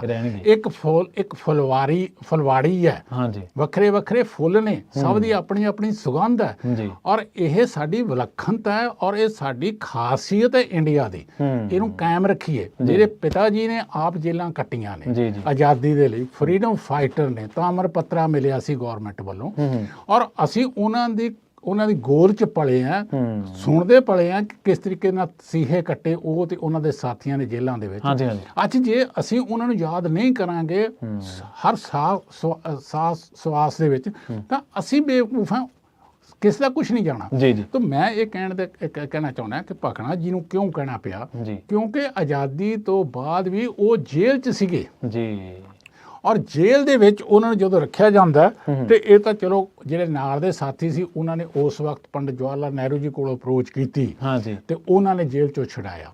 ਉਸ ਤੋਂ ਆਉਣ ਤੋਂ ਬਾਅਦ ਜਿਹੜੀ ਤੁਸੀਂ ਗੱਲ ਕਹੀ ਹੈ, ਫਿਰ ਉਹਨਾਂ ਨੂੰ ਇਹ ਗੱਲ ਕਹਿਣੀ ਪਈ ਸੀ ਕਿ ਮੈਂ ਜੋ ਇਹ ਹੋਇਆ ਚੁੱਕਿਆ ਤੇ ਮੈਨੂੰ ਹੁਣ ਤੁਸੀਂ ਨੇ, ਕਿਉਂਕਿ ਇੱਕ ਆਪਾਂ ਆਮ ਵੀ ਸੁਣਦੇ ਹੁੰਦੇ ਆ ਕਿ ਸੱਜਣਾ ਨੇ ਫੁੱਲ ਮਾਰਿਆ ਸਾਡੀ ਰੂਹ ਅੰਬਰਾਂ ਤੱਕ ਰੋਈ। ਦੁਸ਼ਮਣ ਦਾ ਉਹਨਾਂ ਨਹੀਂ ਹੁੰਦਾ ਜਿੰਨਾ ਆਪਣਿਆਂ ਦਾ ਦੁੱਖ ਲੱਗਦਾ। ਜੀ, ਜੀ, ਜੀ। ਪ੍ਰੋਫੈਸਰ ਸਾਹਿਬ ਬਹੁਤ ਬਹੁਤ ਧੰਨਵਾਦ ਜੀ, ਤੁਸੀਂ ਇੰਨੀਆਂ ਜਾਣਕਾਰੀਆਂ ਸਾਡੇ ਨਾਲ ਸਾਂਝੀਆਂ ਕੀਤੀਆਂ। ਤੁਹਾਡਾ ਬਹੁਤ ਬਹੁਤ ਸ਼ੁਕਰੀਆ ਜੀ ਪੰਜਾਬੀ ਰੇਡੀਓ ਦਾ ਕਿ ਤੁਸੀਂ ਮੈਨੂੰ ਮੌਕਾ ਦਿੱਤਾ ਅੱਜ, ਔਰ ਮੈਨੂੰ ਇੱਕ ਖੁਸ਼ੀ ਇਸ ਗੱਲ ਦੀ ਹੈ ਕਿ ਇਸ ਫ੍ਰਿਜਨੋ ਇਲਾਕੇ ਦੇ ਵਿੱਚ ਜਿੱਦਾਂ ਪਰਸੋਂ ਹੀ ਤੁਸੀਂ ਗਦਰੀ ਬਾਬਿਆਂ ਦਾ ਮੇਲਾ ਮਨਾਇਆ, ਔਰ ਉਹਨਾਂ ਦੇ ਆਰਗੇਨਾਈਜੇਸ਼ਨ ਨੇ ਜੋ ਮੈਨੂੰ ਵੀ ਮੌਕਾ ਦਿੱਤਾ ਉੱਥੇ ਬੋਲਣ ਦਾ, ਔਰ ਇੱਥੇ ਆਪਣੇ ਇਲਾਕੇ ਦੇ ਵਿੱਚ ਇੱਕ ਹੋਰ ਵੀ ਹੋਇਆ ਸੀ, ਔਰ ਇਸੇ ਤਰੀਕੇ ਦੇ ਨਾਲ ਤੁਹਾਡੇ ਸਟਾਕਟਨ ਦੇ ਵਿੱਚ ਵੀ ਹੋਇਆ ਜਾਂ ਫ੍ਰਿਜਨੋ ਵਿੱਚ ਵੀ ਹੁੰਦੇ ਨੇ, ਔਰ ਇਹ ਮੇਲੇ ਮਨਾਉਂਦੇ ਰਹਿਣਾ ਚਾਹੀਦਾ। ਮੈਂ ਸਾਰੇ ਜਿਹੜੇ ਇਸ ਪਾਸੇ ਲੱਗੇ ਹੋਈਆਂ ਨੇ ਮਹਾਨ ਸ਼ਖਸੀਅਤਾਂ, ਉਹਨਾਂ ਨੂੰ ਸਲਾਮ ਕਰਦਾ ਔਰ ਉਮੀਦ ਕਰਦਾ ਕਿ ਅਸੀਂ ਇਸ ਜੋ ਉਸ ਟਾਈਮ ਦੀ ਇਹ ਚੱਲੀ ਆ ਰਹੀ ਹੈ ਪਰੰਪਰਾ, ਉਸ ਨੂੰ ਕਾਇਮ ਰੱਖੀਏ, ਔਰ ਜੋ ਅੱਜ ਵੀ ਜ਼ੁਲਮ ਹੋ ਰਿਹਾ ਕਿਤੇ ਵੀ ਹੋ ਰਿਹਾ, ਜ਼ੁਲਮ ਕਰਨਾ ਵੀ ਉਨਾ ਹੀ ਮਾੜਾ ਹੈ ਜਿੰਨਾ ਜ਼ੁਲਮ ਹੁੰਦੇ ਨੂੰ ਦੇਖ ਕੇ ਸਹਿਣਾ ਨਹੀਂ ਚਾਹੀਦਾ। ਸਾਡਾ ਸਿੱਖੀ ਇਹ ਨਹੀਂ ਕਹਿੰਦੀ ਕਿ ਕਿਸੇ ਤੇ ਜ਼ੁਲਮ ਹੋ ਰਿਹਾ ਅਸੀਂ ਚੁੱਪ ਰਹੀਏ, ਜ਼ੁਲਮ ਹਟਾਉਣਾ ਸਾਡਾ ਫਰਜ਼ ਬਣਦਾ। ਸੋ ਇਹਨਾਂ ਸਾਰੇ ਆਰਗੇਨਾਈਜੇਸ਼ਨਸ ਦਾ ਮੈਂ ਬਹੁਤ ਬਹੁਤ ਧੰਨਵਾਦ ਵੀ ਕਰਦਾ, ਔਰ ਤੁਹਾਡੇ ਖਾਸ ਤੌਰ ਤੇ ਪੰਜਾਬੀ ਰੇਡੀਓ ਦਾ ਜਿਨ੍ਹਾਂ ਨੇ ਮੈਨੂੰ ਮੌਕਾ ਦਿੱਤਾ, ਬਹੁਤ ਬਹੁਤ ਸ਼ੁਕਰੀਆ ਜੀ। ਜੀ, ਪ੍ਰੋਫੈਸਰ ਦਲਜੀਤ ਸਿੰਘ ਜੀ ਜਿਨ੍ਹਾਂ ਦੇ ਨਾਲ ਆਪਾਂ ਗੱਲਬਾਤ ਕੀਤੀ ਹੈ, ਉਹਨਾਂ ਦੇ ਨਾਲ ਇਹ ਵੀ ਕਹਿ ਸਕਦੇ ਹਾਂ ਕਿ ਬਹੁਤ ਸਾਰੇ ਹਵਾਲੇ ਉਹਨਾਂ ਨੇ ਦਿੱਤੇ ਜਿੱਥੇ ਅਕਸਰ ਹੀ ਆਪਾਂ ਕੰਟਰਾਡਿਕਸ਼ਨ ਸੁਣਦੇ ਹਾਂ ਕਿ ਉਹ ਆਸਤਿਕ ਸਨ, ਉਹ ਰੱਬ ਨੂੰ ਮੰਨਦੇ ਨਹੀਂ ਸਨ, ਪਰ ਇਹਨਾਂ ਨੇ ਕਿੰਨੇ ਹਵਾਲਿਆਂ ਦੇ ਨਾਲ ਸਮਝਾਇਆ ਕਿ ਉਹ ਸਿੱਖੀ ਦੇ ਕਿੰਨਾ ਨੇੜੇ ਸੀਗੇ, ਨੇੜੇ ਨਹੀਂ ਸੀਗੇ ਬਲਕਿ ਪਰਨਾਏ ਹੋਏ ਸੀਗੇ। ਗੁਰੂ ਸਾਹਿਬ ਦੇ ਵਿੱਚ ਉਹਨਾਂ ਦਾ ਆਸ਼ਾ ਸੀ, ਗੁਰੂ ਸਾਹਿਬ ਤੋਂ ਸੇਧ ਲੈਂਦੇ ਸੀ, ਤੇ ਫਿਰ ਜਿੱਥੇ ਉਹ ਅਧਿਆਤਮਵਾਦ ਦੇ ਨਾਲ ਜੁੜੇ ਹੋਏ ਸੀ, ਆਪਣੀ ਸਿੱਖੀ ਦੇ ਨਾਲ ਜੁੜੇ ਹੋਏ ਸੀ, ਗੁਰੂ ਸਾਹਿਬ ਦੇ ਨਾਲ ਜੁੜੇ ਹੋਏ ਸੀ, ਉਸ ਤੋਂ ਬਾਅਦ ਉਹਨਾਂ ਦੀਆਂ ਸਰਗਰਮੀਆਂ ਰਾਜਨੀਤਿਕ ਤੌਰ ਤੇ ਵੀ ਸੀਗੀਆਂ। ਉਹ ਬਰਕਲੇ ਦੇ ਵਿਦਿਆਰਥੀਆਂ ਨੂੰ ਫਾਈਨੈਂਸ਼ੀਅਲੀ ਹੈਲਪ ਵੀ ਕਰਦੇ ਸਨ, ਸਕਾਲਰਸ਼ਿਪ ਵੀ। ਇਹਦੇ ਨਾਲ ਨਾਲ ਜੋ ਆਜ਼ਾਦੀ ਦੀ ਲੜਾਈ ਚੱਲ ਰਹੀ ਸੀ ਉਹਦੇ ਵਿੱਚ ਫਾਈਨੈਂਸ਼ੀਅਲੀ ਤੇ ਸੋਸ਼ਲੀ ਜਿਸ ਤਰੀਕੇ ਦਾ ਇਨਵੋਲਵ ਹੋ ਕੇ ਲੜਾਈ ਲੜੀ ਜਾਂਦੀ ਹੈ, ਜਰਨੈਲਾਂ ਵਾਂਗੂ ਜਾਂ ਇੱਕ ਫੁੱਟ ਸੋਲਜਰ ਵਾਂਗੂ, ਤੇ ਉਹਦੇ ਨਾਲ ਨਾਲ ਜੋ ਅਸਲਾ ਸੀ ਜਾਂ ਜੋ ਲਿਟਰੇਚਰ ਦੇ ਤੌਰ ਤੇ ਤੁਸੀਂ ਦੇਖੋ ਕਿੰਨੀਆਂ ਸਰਗਰਮੀਆਂ ਉਹ ਕੁਝ ਹੀ ਸਾਲਾਂ ਦੇ ਵਿੱਚ ਸਾਡੇ ਗਦਰੀ ਬਾਬੇ ਕਰ ਗਏ। ਉਹ ਕੌਮਾਂ ਹਮੇਸ਼ਾ ਦੁਨੀਆ ਤੇ ਰਹਿੰਦੀਆਂ ਨੇ ਜਿਹੜੀਆਂ ਕੌਮਾਂ ਆਪਣੇ ਸ਼ਹੀਦਾਂ ਤੇ ਮਾਣ ਕਰਦੀਆਂ ਨੇ, ਆਪਣੇ ਇਤਿਹਾਸ ਤੇ ਮਾਣ ਕਰਦੀਆਂ ਨੇ, ਪਰ ਆਖਿਰ ਦੇ ਵਿੱਚ ਜਿਸ ਗੱਲ ਤੇ ਉਹਨਾਂ ਨੇ ਦੁੱਖ ਜ਼ਾਹਰ ਕੀਤਾ ਪ੍ਰੋਫੈਸਰ ਸਾਹਿਬ ਨੇ, ਤਾਂ ਉਸ ਗੱਲ ਉੱਤੇ ਸਾਨੂੰ ਸਾਰਿਆਂ ਨੂੰ ਗੌਰ ਜਿਹੜੀ ਆ ਉਹ ਕਰਨੀ ਚਾਹੀਦੀ ਹੈ। ਬਹੁਤ ਬਹੁਤ ਧੰਨਵਾਦ। ਜਲਦ ਮਿਲਾਂਗੇ ਇੱਕ ਹੋਰ ਨਵੇਂ ਐਪੀਸੋਡ ਦੇ ਵਿੱਚ। ਜੁੜੇ ਰਹੋ ਪੰਜਾਬੀ ਰੇਡੀਓ USA ਦੇ ਨਾਲ ਪੰਜਾਬੀ